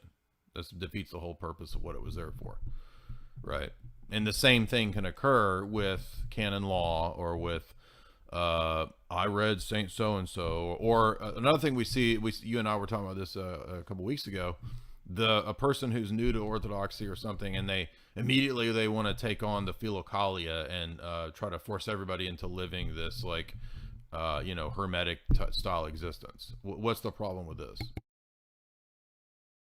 Well, again, on the medicine analogy, or on an athletic analogy or something like that, that there isn't a one size fits all. These things are, as we'd say in philosophy, there's a difference between the status, of, for example, a fact or a moral fact as being objective, means it doesn't depend on you. And then when we say absolute, that has to do with the stringency, and if it's applied, how strict that's actually applied. So you could have something that is objective without it being absolute. Why? Because it may not apply to all people. That objective rule of, for example, there's probably an objective rule that you should care for one another. That may not take the same expression or the same degree of intensity in different cultures. It doesn't mean it's relative. It has to do with stringency. And so the problem is if you come off and say that, well, I think that these rules in the church, these canons have to apply to all people at all times at the exact same degree, then you're going to get major problems, right? So ask your question again, because I was just going somewhere. So for example, I remember, I want to say it's Saint Nikolai Velimirovich or somebody in that vein. I can't recall, but there was an introduction that they had written to a treatise on spiritual virtues and spiritual works and monastic life. And I remember. And they actually said at the beginning of the work, this is not for everybody to start with. He actually said something like, if you are new to Orthodoxy or if you're living the lay life, this isn't the book for you. And I've always remembered that, because many people think, oh, well, now that I've converted, one size fits all, yeah, it's my job then to, think of the analogy of like a spiritual, a person who's advanced in this, right? You don't immediately jump to trying to run the most difficult marathon if you're, well, that's the analogy I want to use. Like, you don't immediately try to play lifting Beethoven. weights. I'm going to bench 200 or something. You're going to get hurt. So if working out is to promote, if the teleological end is to promote health and strength, then if you did a one size fits all, well, everybody should be lifting 200, benching 200. And then it actually defeats the whole purpose, because you hurt yourself or kill yourself, like depending what you're due. That's the exact same thing. That's why it's not up to laity to tell how these rules, how you're supposed to fast, or what you're supposed to be doing ascetically. You're not supposed to tell that to anybody. And it's also not spiritual fathers. It's also not anybody else's job to go around the internet policing and telling everybody how to keep the fast and what they're doing wrong. Yes. So the wise spiritual follower, the elder, who spent time, just like a doctor knows your medical history, will know, okay, you're at this level, this is what I need to apply. Now, as you get more advanced, you'll increase your spiritual weights, but that's not for you to decide. That's your spiritual father, somebody who knows you spiritually better than you know yourself. And so this is why, it's discouraged or, warned about, if you're a neophyte, don't go read in the Philokalia the stuff that's about like monastic rules and stuff like that. And people, you don't realize you're actually being fooled and tempted by the devil, right? Because think about it, the devil's temptation, he speaks of something true and good, but then he perverts it, right? Because if it was completely false and wrong and evil, nobody would fall for it. So in the garden, he says, well, don't eat this. For the day that you eat it, you will become, the reason why God doesn't want you to eat it is because the day you eat this, you'll become like God, knowing good from evil. Well, that's what we're supposed to do, right? We're supposed to become like God. So there's a bit of truth in that. But what was the temptation? You can have it like this. You can get to the top. Yeah, shortcut. Do it your own way and do it fast. And this is the same temptation that people on the internet and neophytes, the last true Orthodox left on earth, are actually doing. They want the top without the hard work, and they want it now and on their terms. And that's you don't realize, like, you just got tricked by the devil. And so, no, you've got to work up, and you don't do it on your own. You listen to your spiritual father. Yeah. And so it may not be, for example, right. One of everybody, when they first convert, and to be fair, it's like, we're so excited, right? You see what Orthodoxy can produce. You see these people holding all night vigils and praying, the hours and stuff like that. And you're just like, wow, like, I want to be like that. And so I'm taking on myself to actually do that. And you want to do these long prayers and hold all night vigils and stuff like that. But you're doing it all by yourself. You're still a Protestant. And the devil's got you exactly where he wants you, because he wants you to do stuff by yourself, right? And so this is why a priest and a spiritual father would say, let's start you off small. It's better to be small and consistent.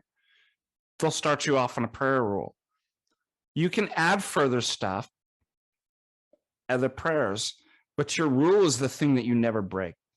Let's start you off just saying the Trisagion. Every morning or every evening, you'll do the Trisagion. That's your rule. You stay consistent with that. We can add stuff later. We can add the weights. Otherwise, you're going to burn out. And you're not supposed to be doing, you should be getting a blessing from your priest to be doing. Should I be doing the hours? Should I be praying? Okay, you can't decide that stuff on your own. I mean, you can, but you're going to suffer the consequences of.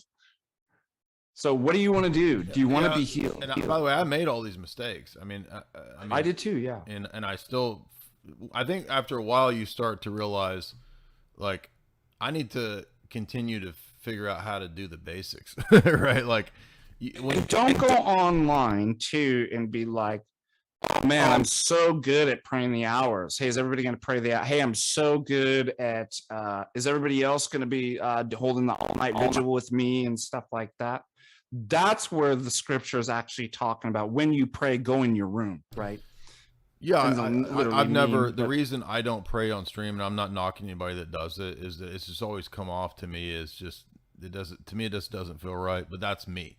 I'm not calling into question anybody's motives that does it. I don't care about judging people's motives, but just the sort of the display element of it, I think, is something that should be avoided. And by the way, in my own defense too, I think, you know, people that follow this channel a lot, I don't give people personal spiritual advice. I get a lot of messages and comments, people wanting me to help them with their. You're always really good to direct them to. I always say, you need to go talk to these people. You need to talk to your spiritual father. That's not my role. It's not my job. It's not my, I mean, I shouldn't. I'm trying to get the basics down myself, right? So I'm not in that position. And I wanted to mention that Jim Jatras had a really great point in the chat. Shout out to Jim. He says, in regard to old guys and their awareness of sin, he says, if you remember in the case of those who were ready to stone the adulteress, Christ rebuked them. And it says in the text that the oldest left first. They left because they were more conscious of the sins when they were older. They remember. Excellent point. And he says, if you think about it, that implies that the self-righteous young people were the ones that were ready to throw the stones. And that's definitely true. As I've gotten older and I look back on my, you know, mid-20s age self, I think about just how prideful and self-righteous I was. And I didn't even realize it. You don't even realize how you have the log in your eye as you're, you know, trying to call everybody out and police the internet or whatever you're trying to do. That's ridiculous, right? I have a friend that's, and Ryan, if you're watching, hello. Oh, and Mark Wahlberg, if you're watching, call me. No, Ryan, if you're watching, he had my friend who's going to be come on, got your good vibration. He's going to be baptized and received in the church. A lot of friends I grew up with. You got to convert Marky Mark now. You got to convert. Yeah, I know. It's I only had a few minutes alone with him. It was really hard. Give me a break. Like you had like 5 seconds to be like, are you aware of the absolute divine simplicity problems in the Roman Catholic? Yeah. You had 5 minutes to get it. Filioque implies. Yeah, do you know what the filioque implies? Yeah, that would have been hilarious. I'm just messing, essay. But then you should go on the line and be like, I totally called out and owned Marky Mark on the filioque. Boom. Maybe I should have done like the Vato version. Like, orale, eh? You know the implications of absolute divine simplicity, eh? No, I'm just fooling. But seriously, eh? Like, have you thought about it? I'll check you later, eh? But seriously, I'm gonna call you up and I'm gonna see you in your house and talk about the filioque. He might have responded well to that. Anyways, back to my friend, who's being received and baptized in the church, along with a lot of friends that I grew up with at Calvary Chapel. Praise God, we just baptized my dear friend, my new godson, Lazarus Saturday. And I want to just give a shout out to all those who received into the Orthodox Church. We're praying for you. Those who received on Lazarus Saturday. But anyways, going back to my friend, he said something really interesting because he was, sharing some stuff with me, and he was saying, I don't do I try not to do this. And I said, yeah, that was my mistake. This kind of hubris and zeal without knowledge. Yeah, I remember when in a real quick interjection, when I was 18, 19, and I was like a super hardcore evangelical when I first started reading the Bible and converted, I went through this little phase where I thought, I had like 300 CDs of secular music, right? All kinds of stuff. And a lot of it was definitely, degenerate type of music. And I had a lot of, VHS movies of all these different movies. And I went through this phase where I thought, God is calling me to throw away all these things. And I will say that for me at that time, it was a good thing because they were in a way idols to me, because that's what I filled my time with, was a bunch of pop culture. And then when I got a little more mature and I realized actually those things weren't the problem. It was good. It was necessary for me to go through that purgation period of getting rid of a lot of those things. But as I got a little more mature in my theology and my thought process, I realized, well, actually, it's not those things that are the problem, right? Idolatry isn't primarily this object or that thing. It's a problem in here. And so we all, I think, have that phase where or many of us do, where we think that was the problem, and if I can get rid of that in everybody else's life, it'll solve the problem. But it's actually just missing what the problem is, right? Yeah. And I say these things because, like parents would say to their children, because we actually care. Learn from our mistakes. Don't do this because it's in the end going to harm you and other people.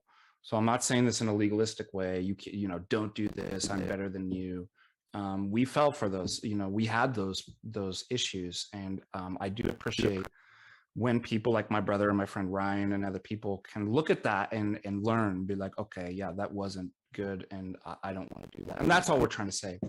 Well, I think, yeah. So the point though, is idolatry is not primarily a thing or a bodily movement, but I mean, it can be expressed by, if I bow down to the idols, but the problem of idolatry is in the heart and in the mind. It's revering and treating the created things as if they are God or ends in themselves, but that doesn't make any of the created things evil. Now, next thing I want to come to is that theoretically people could misuse this principle and say, oh, well, if everything is inherently good, then anything I do could be conceived of or construed as in some way good, right? Like, oh, I guess I should watch, the X-rated, whatever thing, because I mean, human sexuality is good in itself, right? So let's put it this way. So there are rights and wrongs, but not everything is black and white in this regard, right? Obviously watching openly prawn stuff is not good. That would be a sin. But at the same time, you can't have a sort of a one-size-fits-all thing that, any story involving violence and, sex, that is inherently evil. Well, that would be, so we can't read the book of Judges. I mean, it's full of that, right? So it's the context, right, and other elements that would dictate, like, when is something, let's say pagan literature, that might be, what's the word, that it might contain vices as well as virtues, right? In other words, you'd have to take it by case basis, right? I mean, there's no one size fits all. How would you respond? Yeah, maybe you might be. Well, I was just thinking about too how ridiculous this would be. Like when I was arguing with this guy online a week and a half ago, so we have to throw out liberal arts programs, the great books, which is what many of our saints, right, St. Maximus and St. John Chrysostom and different people actually studied, and was carried through, up until just recently, because they're pagan or like there's nothing to be learned. And some of that stuff borderlines raunchy. I remember in the great books, like you read Aristophanes, So we have to look and be like, well, clearly there are things too far, like as far as like how is it really, really blatantly promoting debauchery, and there's so little good in it that would be so corrupting that it's not worth watching. There are going to be things like that, obviously, like, and also, again, this is something you need to talk to your spiritual father about. Well, what sort of disposition am I? Like, am I the sort of person that could watch that and that,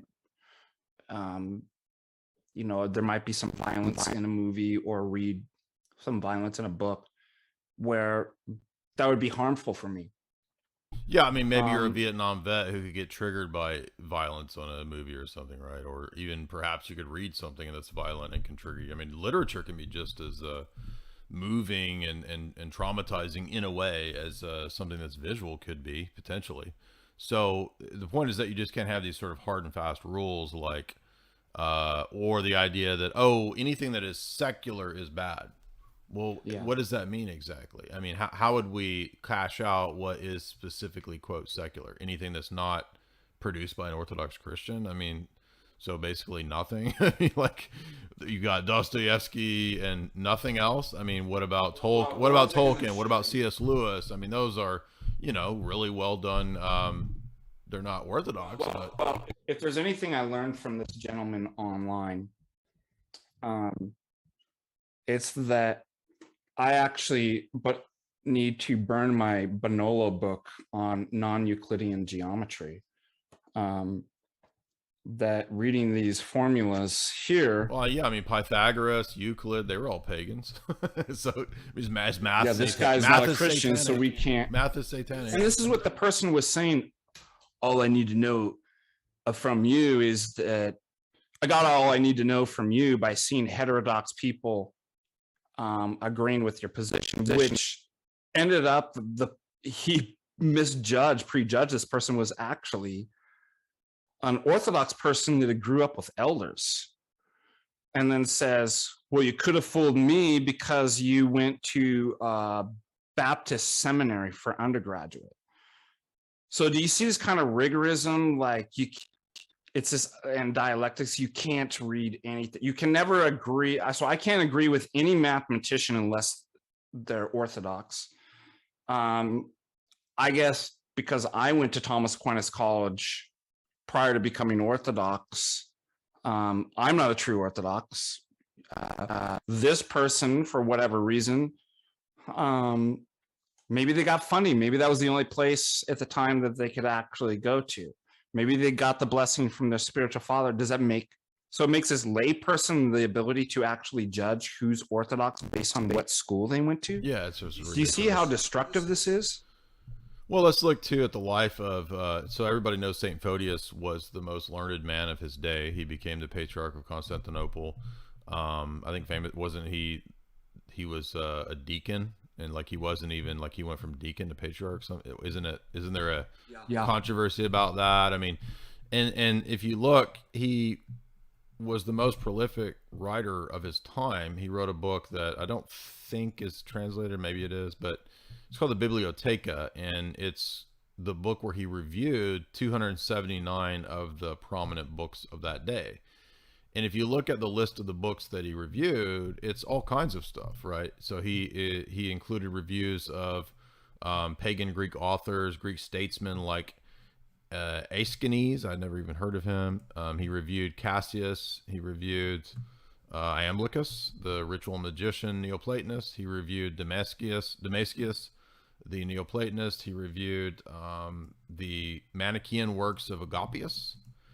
And so, I mean, the saints and the theologians of the church don't even live up to these ridiculous standards of these, zealots who have a zeal without knowledge, is the best way I could put it. And I know some people are going to make a counter argument that, well, aren't you just wasting your time? I mean, if the richness of the fountain is up here and all the theological works, then you're dividing your time and wasting it when you could be doing, and that's a sin itself too, they'll say. But again, that goes back to what we were saying, that, well, only if you have a view that there's only one good. Exactly. And you're in this dialectics between the one good, and anything less is a falling away from the good and towards evil. That, again, you would fall into the same trap as the utilitarian. That any time Well, that this is I spend why time Augustine with my says, family or go on vacation, I'm immoral. Because I'm not maximizing, I'm not making. Well, this is the decisions. reasoning of Augustine, right? This is why St. Augustine says that he has a really hard time with how marriage can be good. Because if it's not if the ideal is the single celibate state and marriage is a lesser good, how could it be good? And clearly he struggles with this throughout his writings. And Ubi, again, proved that in the video today. Right. So we're not trying to knock him as if he's a bad person. I mean, we were just extolling him earlier in ways that he's actually more in our camp in terms of divine illumination, as opposed to the Roman Catholic camp. His view of natural law would be more in line with us than with the Roman Catholic view. So I'm not trying to knock him or say that he's bad. But clearly he got things wrong. I'm just sorry, but there's just, we have to be honest with the fact that the church fathers are not always unified on everything. And some overzealous so-called Orthodox people think, I've heard this too, the church fathers didn't disagree. And if you think there's disagreements in the church fathers, you are a liberal, because liberals say that the church fathers, you're a modernist. How would you reply to that? You're a modernist. You say the church fathers disagreed. They didn't disagree. I'd say, I have to ask, are the modernists in the room with us right now? You're right. I mean, it's just factually not the case, right? I mean, the church fathers didn't have the same canon of scripture. I mean, and this is debated for centuries. So it's exactly. That's a great point. And that's not how our ecclesiology works, right? That, like, again, it's a human divine institution. Yes, we have normativity. We have various levels of it. We do have a concept of infallibility. We have a concept of consensus paternum, right? But that's not it. It's not like every single point on these issues, the fathers agree on all things. Yeah, and to be clear, those people will say, actually, no, we're talking about the saints. So, yes, some of the church fathers are not saints. So not all the church. No, but even the saints don't all agree. I mean, you can look at saints having differing canons of scripture. So clearly they didn't all have the same idea of, and clearly that's not what's necessary to be a saint, right? I mean, clearly the canon of scripture is part of Revelation. So, I mean, they didn't get it all right. And that's not a big deal. Like, why is that even a problem? Why is the expectation that they wouldn't have disagreements even? I don't even understand why this is something that they feel, some overly zealous Orthodox people feel the need to defend that. I don't understand why. I think they feel. And by the way, you cited the council that said what stuff of Augustine. Yeah, the is Fifth Council. Actually, dogma. What's that? The Fifth Council. Yeah. In the Fifth Council, why didn't they just say, "Well, it's all good"? Right. A good point. It's all dogma, right? If their point is true, then they could just verify. Oh, that's exactly. Augustine is a saint, right? So why didn't they say that? If all the saints, well, I mean, if you read Saint Photius's Mystagogy, he's like, Augustine got things wrong.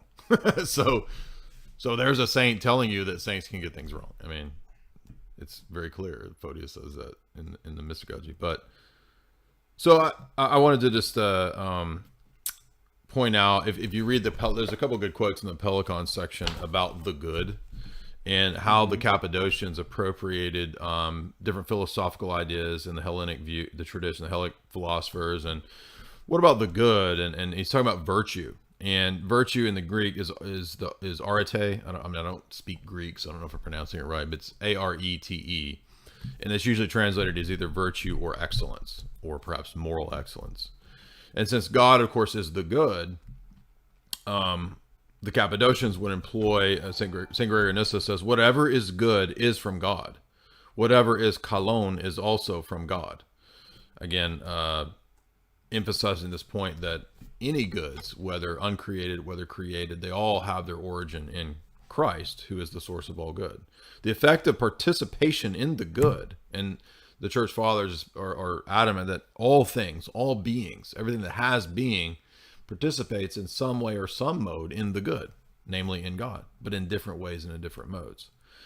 This participation is likewise paradoxical, for it is possible to make the desire for the good and for participation in it an article of a kind of natural theology he's talking about. He's not talking about the Roman Catholic view. He's talking about how the Cappadocians appropriate the theology of nature as something automatically inhering to the human nature. As such, this aptitude for the good was seemed to be present in some people by nature, and it was also viewed as a coordination with free will in order to bring the natural aptitude to its effect. And this nature then bears the divine image, and thus virtue is natural to man in this Cappadocian appropriation. And the reason I say that is that in the Roman Catholic scheme, that's not really the case. There might be natural virtues, but the natural virtues are distinct from the supernatural virtues, and the supernatural virtues are not natural to man, you see. That's an important distinction for Roman Catholic theology. But if you read St. Maximus, who follows the Cappadocian line of reasoning, he actually thinks that the virtues are natural to man. He doesn't have a hard delineation between natural and supernatural. In fact, because of the Logi doctrine, the natural virtues are supernatural and are also natural to man. There is still a distinction between nature and grace, but those natural virtues are also Christological, you see. So for example, St. Ambrose, when he appropriates the four virtues, temperance, justice, prudence, fortitude, guess what he links them to? He doesn't link them to a Thomistic catalog of the pagan virtues or virtues apart from revelation. He links them to the Sermon on the Mount. So the seeds of the Logos, that would be the seeds of the virtues, even in pagan philosophers, are still the seeds of Christ, is the point. They're not some other thing that's different from the revelation of Christ, you see. Oh, there's those natural virtues over there that the pagans might have, and they're okay. But then there's the Christian virtues over here that are different. Christ is the Christ is the source of both. Saint Irenaeus, Logos Spermaticus, and talking about. Right. Well, it's Justin Martyr's the big emphasis. Justin Martyr. But I mean, I think you can find the same idea in all the Eastern Fathers, and they would be applying it to truths. And I'm saying you can make the same point about virtues, that all virtues ultimately have their derivation from the Logos, the Logi. Yes. That's how Maximus doesn't fit into the scheme of natural virtues and then the supernatural virtues on top. That's not his scheme. The virtues that are natural to man are also virtues that are grace, you could say. So even though there's a distinction, the grace is still natural to man. Maximus's famous phrase is grace is natural to man. And that's really, in a Roman Catholic scheme, that makes no sense. There's no Roman Catholic who could say that phrase. That gives me a great idea of making some merch. Let's get some of these quotes and we'll sell t-shirts on Patristic Faith. Nature is, what did you say? What was the quote again? Grace is natural to man, St. Maximus. Grace is natural to man. That'd be a great Doesn't mean grace is identical to the gifts of nature, but it is natural to man to progress into the telos that the Logos had for him, clearly. In other words, you can't separate virtues in any sense from the Logos. That's the point here. It's all Christological in St. Maximus' scheme. And according to Dr. Sean Stidd, it's the same in St. Ambrose. So in other words, St. Ambrose has something closer to St. Maximus' view than anything in the Roman Catholic view. Because he makes the beginning of living the virtuous life baptism, right? So he appropriates. Yeah, Dr. Stidd, that was a great, if you're watching, that was a great article. We really in paper. Yeah, I don't know if it's public, but if Dr. Stidd's paper is viewable in some public academia.edu or something, it's called Reflections on the Metaphysical Foundations of Christian Virtue Ethics, and it's just going into St. Ambrose's appropriation of the 4 pagan virtues. So, but as we come kind of to the end, or we sort of wrap it up, I mean, this made me think of the way that, we have people appropriating stories that are like Virgil's Aeneid or the Odyssey or Iliad. I mean, there's a long history of people finding, symbolic meanings and structures in these forms of literature that point to Christ. I mean, when the Western monks were Christianizing the British Isles in I think it's the early to middle English period, they would take the story of a lot of scholars believe that the story of Beowulf was Christianized. There was an older sort of pagan legend that the monastics kind of tweaked and made it more and more Christian. And so there's a lot of examples of this, and all I'm saying is that it's a well-known thing, right? It's not a far off outlandish thing to point to the Sibyl, right? In fact, in this very section in Augustine, ironically, 2 different sections in the City of God. Yeah. So in book 4, chapter 25, for example, he talks about a kind of natural theology in the sense of Romans 1, where man knows in his heart that there's a God that he wants to worship, that's the true God, but at the same time he's pulled by his passions and by the idolatrous cultures that he's grown up in to worship false gods. And Augustine says this is this is the demons that are behind the pagan idolatry throughout the world. It's ultimately demons getting them to. And he says, and let me explain to you why you can't go to the theater. The theaters, he says, were included the demand of the gods from the worshipers who attended the theater. And then he goes on to cite Cicero to prove this. But this, Cicero asserts, is a fiction of Homer, who transferred human shortcomings to the gods. Would that he had transferred divine powers to us men.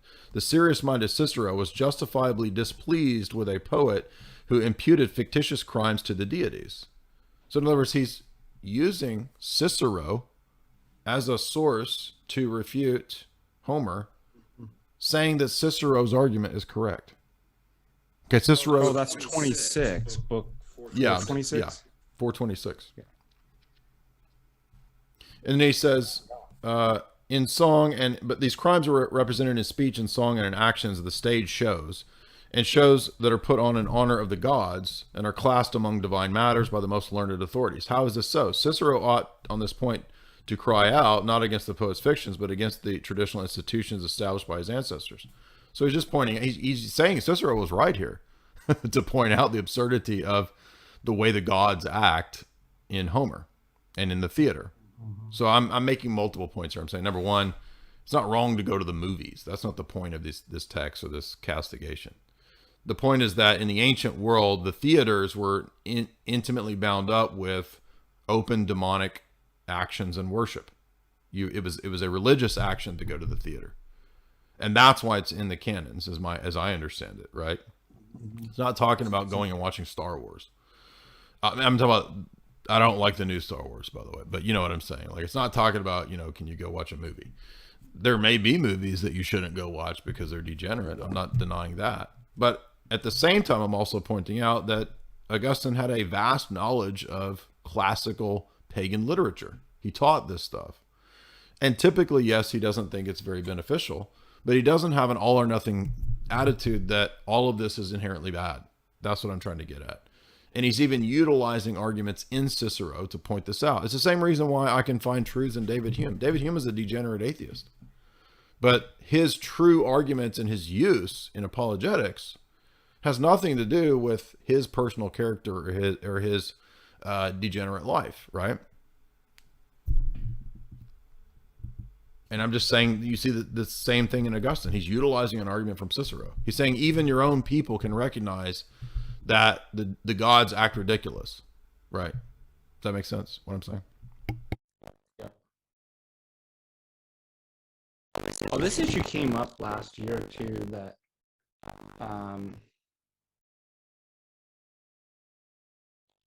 I would probably recommend, I'm not your spiritual father, but if I were, don't listen to Billie Eilish. Not only because it's poor music, but she seems to clearly be putting out and promoting satanic stuff, right? So this person got in an argument with me about a year ago that, well, you've got to be kidding me. Billie Eilish is not. I don't know if you're literally worshiping the devil. But she's pretending to. Her lyrics are clearly. That would be a case where it's like, look, you probably shouldn't be actually listening to that unless you were doing some type of deconstruction music or something like that. And the person said, well, you listen to Billy Idol, and he's clearly a Satanist. Just as satanic as Billie Eilish. And I'm like, I don't know. He seems like he's probably a degenerate and stuff like that. But correct me, anybody in the chat if I'm wrong. I mean, does he have clearly satanic lyrics that like I'm a fallen angel? Come stuff that's like obviously clear. Do you see the distinction there? And I think that gets you to the, because I don't want people to say that well, clearly there is pornographic stuff. Clearly there is artists promoting satanic stuff. And I think that you should be engaged in that. Then there's other stuff that, for example, it might have bad stuff in it, but it's okay to listen to. Maybe Billy Idol, like there's good Billy Idol, even if he himself may be degenerate, and I don't know what his actual in I just realized too, I've forgotten this section in book 10, chapter 22, 23. St. Augustine talks about how various Greek philosophers had even kind of had inclinations towards the Trinity. And he talks about the Platonic triad and how they were in a veiled way describing what we were referring to by the triune God, right? He says that Porphyry, a Platonist, by means of the principles that he could see, referred to God the Father and God the Son, whom he called in Greek the intellect or the nous of the Father. The Holy Spirit, however, about which he says nothing. He goes on to talk about Plotinus and how many things Plotinus was correct about. And he says, doubtless these people expressed as best they could what we believe, but they expressed it according to the limitations of their time and their inclinations. So again, Neoplatonism is pagan, right? It's not Christian theology. But Augustine himself often said, I read that those people helped me move in the direction of Christianity. Now, I wouldn't advise people who are interested in Christianity to take the bypass route of getting into Neoplatonism. I'm not saying that that's the way to go about it. But Augustine himself says that these people helped him understand. And when you get over into his discussion about theodicy and evil as a privation, this comes about in book 12, all the way up through towards the end of book 12. Where he goes really deep into appropriating Neoplatonic ideas of privation for explaining evil. And most of the church fathers did that, right? St. Athanasius does the same thing. But you'll find this kind of, even though Augustine is very critical of classical learning, classical pedagogy, classical pagan authors, he oftentimes also cites them, appreciates them, and especially in the case of St. Jerome, there's almost a worship of Cicero, right? So it's just bizarre to take on these all or nothing attitudes. And I appreciate your point about Billie Eilish. I've heard a few of her songs. I don't typically listen to her, but I think that's a great example that you can't just make a sweeping judgment, right? It has to be a case by case basis. But let's see if I had any more. What do you think about, just to throw a kind of a curveball, what about the classic pagan prophecies of Christ? Now, we know that this is possible given that Balaam predicts Christ in Numbers, but what about the Sibyl? What about Virgil's fourth Eclogue, which are famous prophecies of Christ? Do you have any view on that? Wait, isn't this in City of God? I mean, you guys really... Yeah, there's a whole section on the Sibyl in that, and he thinks it's real, so yeah. I mean, if you haven't got a chance, I know it's a big book. Mine's like 800 and some pages. But if you really can read this, it's amazing. Because it shows how, exactly like you're saying, that things in the pagans, right, are all preparing, and this is kind of God's sovereignty too, right? Without and a synergism, even when men are intending evil, God's intending good. And then furthermore, even the little goods and seeds that the pagans have, it's all working towards Christ. It's all preparing without overriding people's free will. That's what at least the first part of the City of God's all about. Well, I really think people should read He goes so far as to say that Cumean Sibyl is a Christian. This is book 18, sections 21, 22, and he's recounting the history of Romulus and Remus and the founding of Rome. And he gets into Aeneas, and then he talks about on the next page, or a couple pages over, book 18, chapter 23, he says, the Sibyl, whether Erythrea or some people believe the Cumean Sibyl, has nothing in her whole poem relating to the worship of false or created gods or demons. In fact, she attacks the demons and the worshippers and is evidently to be accounted among those who belong to the City of God. Lactantius inserts in her work some prophecies concerning Christ uttered by the Sibyl, though he does not state which Sibyl. So, it shouldn't even be controversial that the typical attitude of the fathers is that not only if you can have pagan prophecies of Christ, like clearly there's truths that aren't restricted to the canonical text of Scripture or to people in the church. It's just kind of a. What about the Magi? Yeah, those are oftentimes referred to by a lot of fathers as well as people who.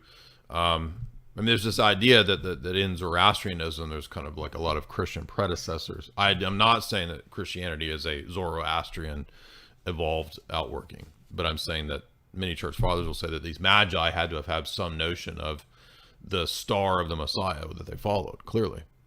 Mm-hmm. Okay, let's see. I think I covered most of the things in my note. Romans 2, evil has no being.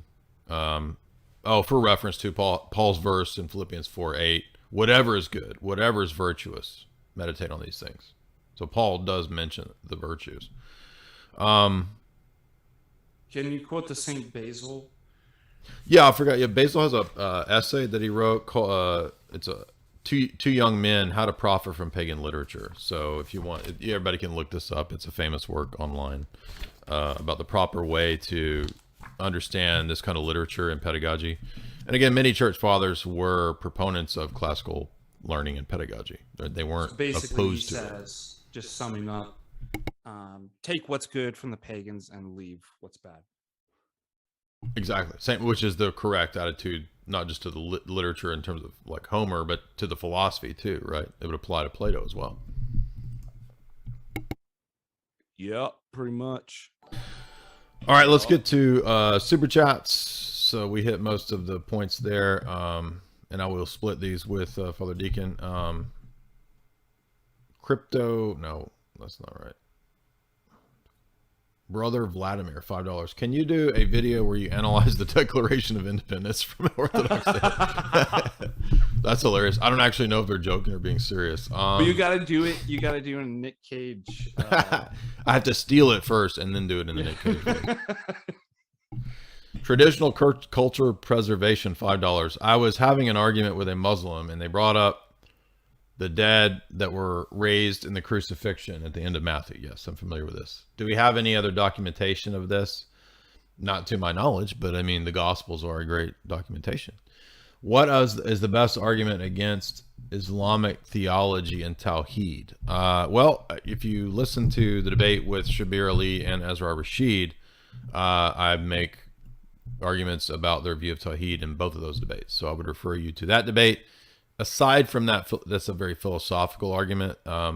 In my view, the strongest argument against Islam is that it's not in continuity with previous revelation. So the Quran says that the books of the gospel, the books of the Torah are not in error. They are preserved by Allah, and that Islam is in continuity with those books.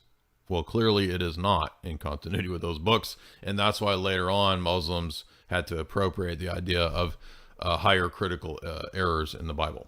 But they didn't originally make this argument, and the Quran does not make this argument. It says otherwise. So that's the biggest, I would say, problem. And divine revelation, right?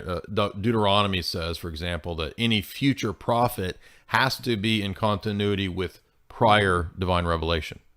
And so if Islam is going to admit the gospel, the Injil, and the Torah, and David's Psalms, etc., then it has to be consistent with the prior revelation. It's not. That's the easiest, best argument against Islam. Orthodox Prepper 350. Given the opportunity, Jay, Father Deacon, would you ever debate a New Ager or a New Age guru, Deepak Chopra, Wim Hof? In my experience, I've never seen any of them debate. I think I've seen one. Deepak Chopra has one debate. But New Agers typically don't debate because debate is not something that really makes sense with the New Age relativistic philosophy. What do you think, Father Deacon? Yeah, I think that's right too. It's why you also you don't see typically Jews debate outside of Judaism too, for different reasons than New Agers. Yeah, very rarely. And like Far Eastern philosophy too. Typically, they don't engage in a lot of debates with. J Poopy, $10. I'm reading Disputation with the Purists. I'm confused about gnomic will. If gnomic will is part of human nature and Christ assumed our fallen nature, or excuse me, our full human nature, how does gnomic will not possess a gnomic will? Well, because the gnomic will is proper to a created hypostasis, and Christ is not a created hypostasis. So the Sixth Council determines that Christ doesn't possess a gnomic will because for more than one reason. For one, sometimes the word gnomic will is referring to the mode of willing proper to fallen humans or to fallen hypostases, and sometimes gnomic will is referring to the mode of willing proper to a created hypostasis. So that means willing in time and space, willing from discursively from beginning to end, willing in a malleable, changeable way. Christ's will was not malleable and changeable. Christ did not learn new facts because he's a divine person. So the reason he doesn't possess a gnomic will mainly is because he doesn't possess a created hypostasis. And a mode of willing proper to a created hypostasis that wills in time is gnomic. And it's a descriptor of the fallen mode of willing. And Maximus says Jesus has neither of those. Number one, he's not fallen. And number two, he's not a created hypostasis. So that's why. And that's what the Sixth Council determined, agreeing with St. Maximus. If human, let's see, is it because of his divine nature that it could be argued that the natures mix? The natures don't mix. So that even though there's a deification of the human nature, and even though the uncreated energies raise and deify the humanity that he assumed, they don't mix in the sense of it producing a tertium quid, which would be the Monophysite type of position. So he's a divine person. He's not a created human person. There is no created human hypostasis or created person in Christ. And that alone is enough to tell us why he doesn't have a gnomic will. And the Sixth Council saying that he doesn't have a gnomic will proves that he's not a created human person. J Poopy, $10. What would y'all's quick and easy explanation be to an uneducated Roman Catholic about the filioque being incorrect? Shout out to Father Deacon, and I am eager to go to Montanica. I would say just read the Mystagogy, and Photius will explain that it's a dyad.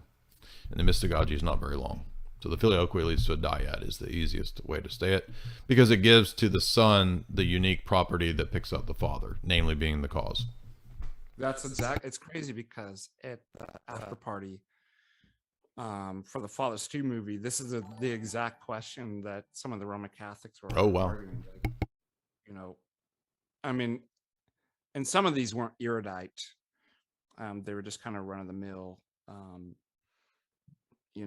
Roman Catholics and asked, they just didn't understand the filioque. And I'm like, well, let me just kind of boil it down, that it destroys the monarchia and collapses it into, it sacrifices the Trinity. So she says, you mean you Orthodox don't believe in the Trinity? I'm like, actually, we do.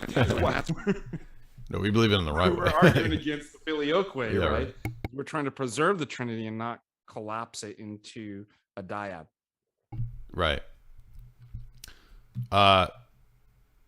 So again, to the person in the chat who's making a big deal about Dionysius citing Proclus, yeah, but you notice that he Christianizes these ideas. St. Maximus Christianizes the Logi doctrine. And there's no, I mean, we just did a 2.5 hour live stream about how there's truths in everywhere. So why would to come in here and say that we're all just copying Platonism is just ridiculous. Just ban this person. This is a waste of time. Let's move on. Palantir, $3. Jay, Father Ananias, how can you experience joy in heaven? Don't you have knowledge of the damned? Wouldn't it be a cause for suffering if we knew that our loved ones were lost? Yeah, I think a lot of church fathers deal with this, and they talk about the fact that we will also have knowledge of the justice of God. And so, no, we will actually appreciate and celebrate God's justice. And if you look in the Apocalypse, the saints under the altar pray for and celebrate God's justice. I'm not trying to be morbid here, but we have to orient our views according to divine standards. And if that's what God deems just, then it would be a selfish attitude for me to be like, well, I don't like it. It's not fair. That's not fair. Right. I mean, also, if God's the standard and he knows that people are suffering, does he not experience, that same kind of like suffering? Like, is he right? I mean, in God? Well, and also in terms of, I mean, this view of justice is directly connected to free will as well, which, it's not like people are there. It's not my fault, right? They're there because they didn't want to love God. They chose not to love God. So the saints in the Apocalypse in chapters 5 and 6, right? They're extolling the justice of God. So, I mean, no, I mean, I might not like that they chose that, but at the same time, we have to love God above. That's why Jesus says that you have to love him above relatives even, right? Mark Mikesel, $50. Thanks, man. That's a big super chat. I was blessed to be introduced and get into your work back in the days of blood sports. That's funny. You eliminated a lot of bad arguments from my worldview. Oh, that's awesome. Good to hear that. I have since gotten an Orthodox study Bible for my friends and family, and I've shared that Russ Mannion paper to a lot of people. Hopefully, I'll join the Orthodox Church soon. Make sure to donate other Orthodox bros. Well, hey, thanks, Mark. Appreciate that. Father Deacon, thank you for, it's actually Father Deacon and Space Jockey that alerted me to the Russ Mannion works and papers. So I appreciate, because I know both of y'all have long time known Mannion, and now I didn't know about that paper when I was doing the blood sports stuff, but I'm glad that that's helpful to you. Stefano777, Pay Piggy, what's the difference between, I'll let Father Deacon have this. What is the difference between a coherentist and a person who's using coherentism as a tool within their argument or their worldview? Can you give examples of the difference between a straight up coherentist and somebody using an argument? Is that what the question was? Whether one could want to be coherent, but not be a coherentist? Yeah, basically. Or using a coherentist argument, but not being a coherentist. What is the difference between coherentism as a tool and coherentism as a epistemology or worldview? I mean, I'm just going to assume, take a gander what the person means by tool. I think they just mean using a coherentist argument like we do, right? Or an insight. Yeah. Without so adopting example, a secular epistemology of coherentism. there are, just like we've been talking about all night, there's things that within the epistemological view of coherentism that are true. And for example, the way that meaning works is there's kind of verificationalism. Epistemic holism. How's that? Yeah, epistemic holism.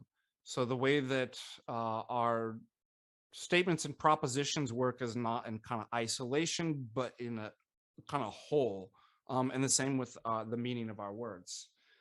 That's true. So you could use what the coherentist epistemologist says about that's true to then critique somebody that has some kind of verificationalist principle, or kind of like meaning and truth, or like a one-to-one course, like a correspondence theorist, like a strict view or something like that, without actually saying adopting coherentism. Just like we might use arguments that David Hume brings up, skeptical arguments, to challenge other positions. It doesn't mean we're Humeans, unapologetic exactly. Humeans or something like that. Because in the end, coherentism has the same problem. Not the, how should I put this? Not the same. It doesn't get out of the problem just as foundationalism doesn't get out of the problem. So just because you may use coherentist things that the coherentists say that are true to critique foundationalism, it doesn't mean, oh, that must mean that coherentism actually gets out of the whole epistemic quandary. No, they're in the same epistemic quandary for different reasons, maybe. Yeah, I mean, I could be a coherentist and think that every belief is foundational, and it would just be another version of foundationalism, and so it wouldn't ever escape the challenges of the problems of foundationalism. If you read the Mannion paper, there's a section where he talks about this, about coherentism. Palantir, $3. Guys, just a question to clarify. If evil is a privation, then are there degrees of closeness and privation on a scale? So to be clear, there's two different senses of the word evil. There's evil as privation, and there's evil as a moral act. And there are two different senses of the way the word is used, even in Scripture. So, for example, I might lack 2 eyes. I get a pirate patch because my eye get gouged out, right? So I'm deprived of 2 eyes, and that's an evil. But there's no necessarily any moral violation involved in me lacking 2 eyes. But if I commit a sin, that's a moral evil, and that's a different sense of what we mean by. Now, if you jab your eyes and made yourself blind, then what about he says, what about a lesser good, in some sense, a privation from a greater good? Is that a relative evil? No, I don't think there's evils involved in that at all. So if you read City of God, for example, Augustine uses analogies for evil, like darkness and light. But again, it's two different senses, right? So for example, when the fathers talk about the moral sense of evil, that's a movement of the will away from or against the good. That doesn't make the will evil. It doesn't make the movement of your will inherently evil. But in the action, when you act against the good, that's what moral evil is. But even privations themselves are not necessarily evil. For example, non-being is a privation. That doesn't make non-being inherently evil. And Staniloy covers this in his book when he talks about the fact that we don't think that God is in a dialectical opposition to non-being. That's where a lot of philosophers came up with this idea that from all eternity there was this dialectical opposition between non-being and being. If being is good, then non-being itself is what evil is. And that lends to the notion of evil being a metaphysical thing primarily, when it's not. Evil is used in different senses in different contexts.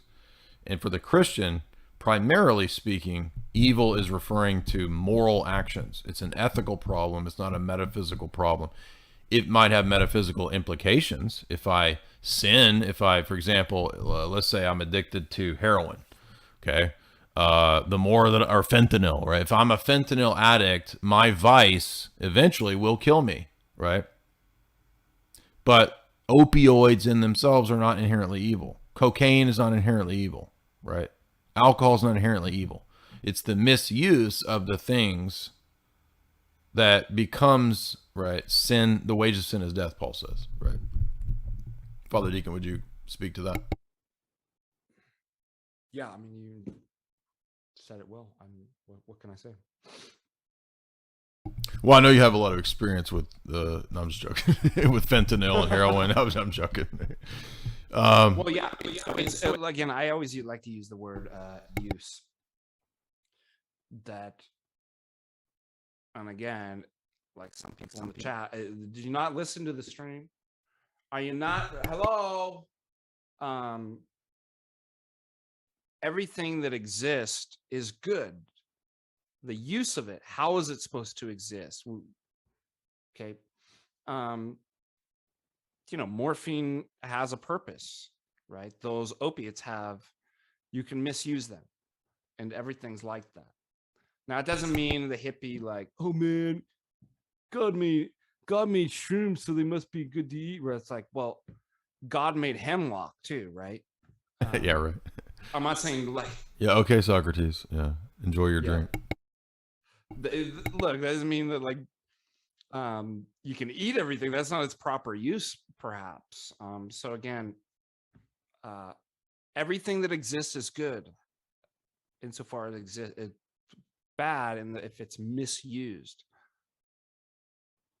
Frankie D, $3. Jay, I watch your videos in the Essence Synergy Distinction. Thank you for helping clear things up. I appreciate both of you. Shout out to the guys in the Discord for all the extra resources. God bless. Thank you, Frankie D. Glad we can help out. Palantir, $3. Question about, this might sound ridiculous, but honestly, I'm asking this in good faith. If someone is an addict and very far gone with certain problems or passions or addictions, let's say lust, could the drastic approach of Origin be a last ditch way? No. So again, the problem with lust is not your bodily organs. And that was the thing that Origin learned, was that lust is a problem of the passions, not the body.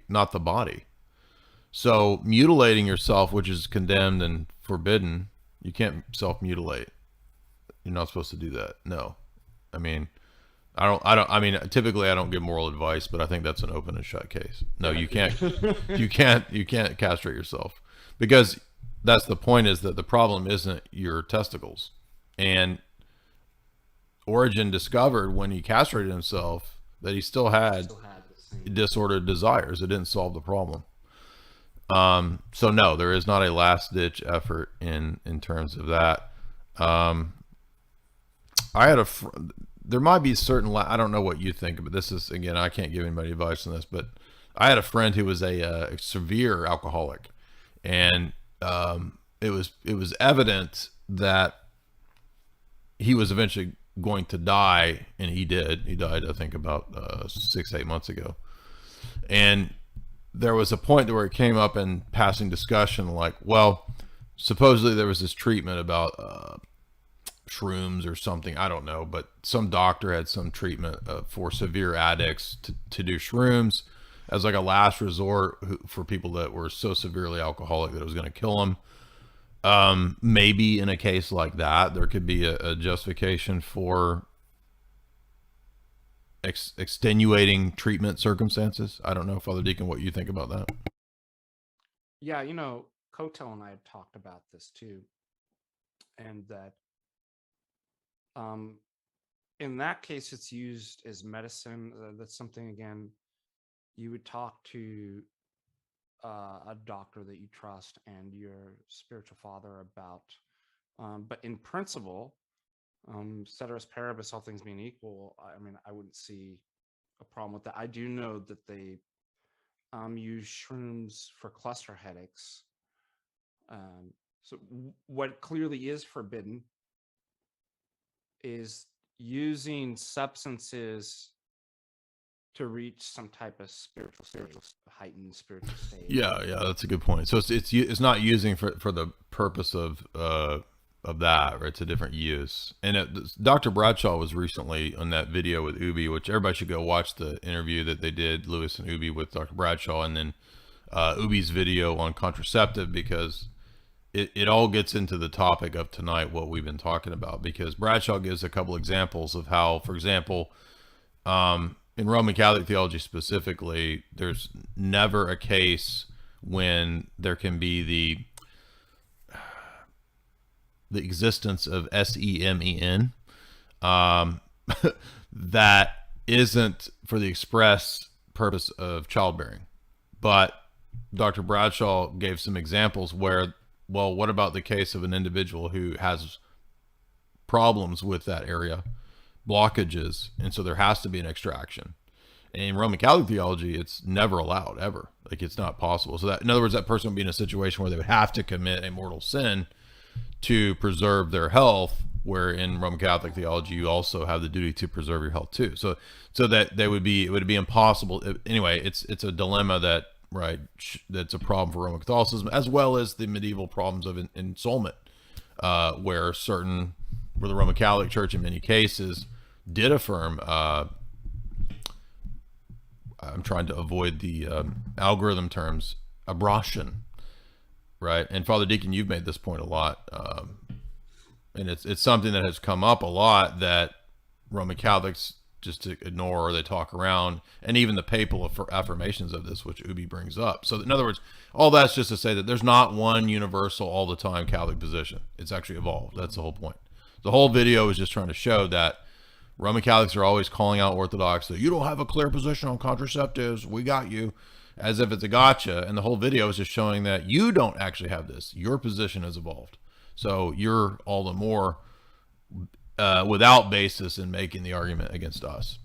So it's a great video, and they pulled it off excellently. And they interviewed Dr. Bradshaw on the paper that he presented that will be published soon about this problem in Aquinas.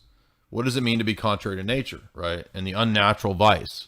So when Aquinas deals with this, he actually makes the argument that following Aristotle, solo actions, I think you know what I mean, are worse than incest in his and that's because of the natural law argumentation there, in viewing the body parts having, the organs have only one purpose, right? That's determined supposedly by, you want to hear my argument, natural my law. critique? Yeah, if you just talk around the algorithm.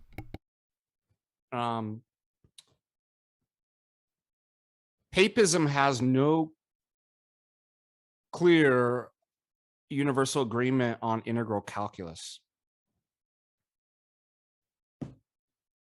Huh? It has to be wrong. You lost me. What do you mean? Derivatives.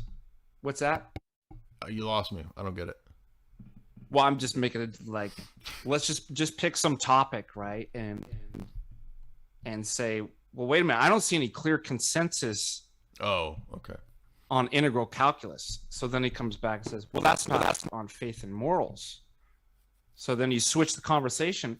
Well, there's no clear consensus, universal consensus on the trolley problem, huh? So Roman Catholicism must be false. Oh, I see. In other words, the premise is wrong from the outset, that if your position doesn't have a clear universal consensus on XYZ moral issue, then de facto it's false. So is that what makes positions true or false, by picking anything that doesn't have a universal? Yes. Yeah, that's a fallacious line of argument. That's great. But of course, they always appeal to this, right? Oh, you don't have a clear view. And then that's why the divorce video that Ubi made was really good. And then this one kind of goes along with that. But they relied on the arguments from Bradshaw's paper.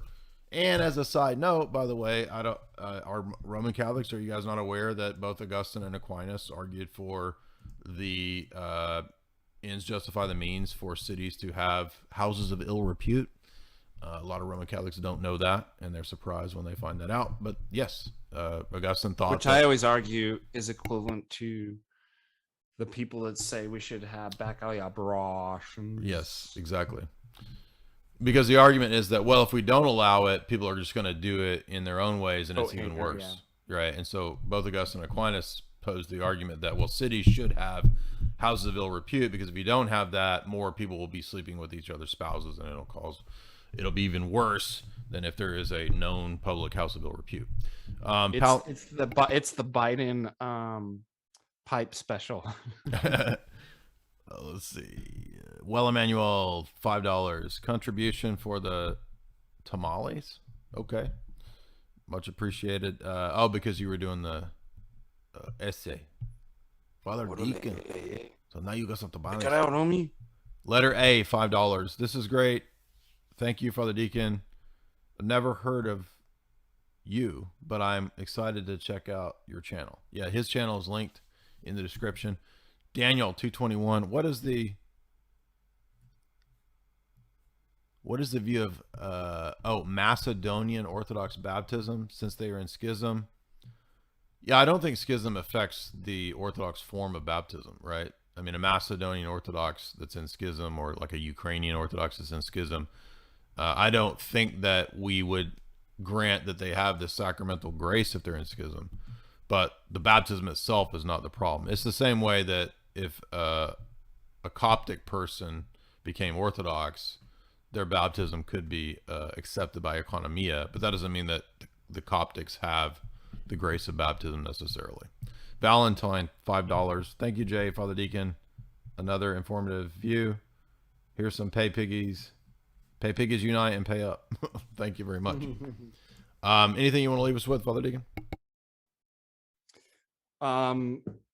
Let's all pray for each other. Let's again, we're last stretch to Holy Pascha and the resurrection. So a lot of the stuff that we're talking about are spiritual issues. We all can fall into them. And let's just try to acquire more a humble spirit, a spirit of chastity. Let's say this St. Ephraim prayer. Let's all try to acquire that. Because really about everything we were talking about really kind of boils down to that let's not do it on our own. Let's let the those with the authority and training to do those jobs as far as making these things, and point people. And what do we always say, Jay? Go talk to your spiritual father. Go point people in the right direction. We do our best online to provide good Orthodox content and directions, but it's no surrogate for face-to-face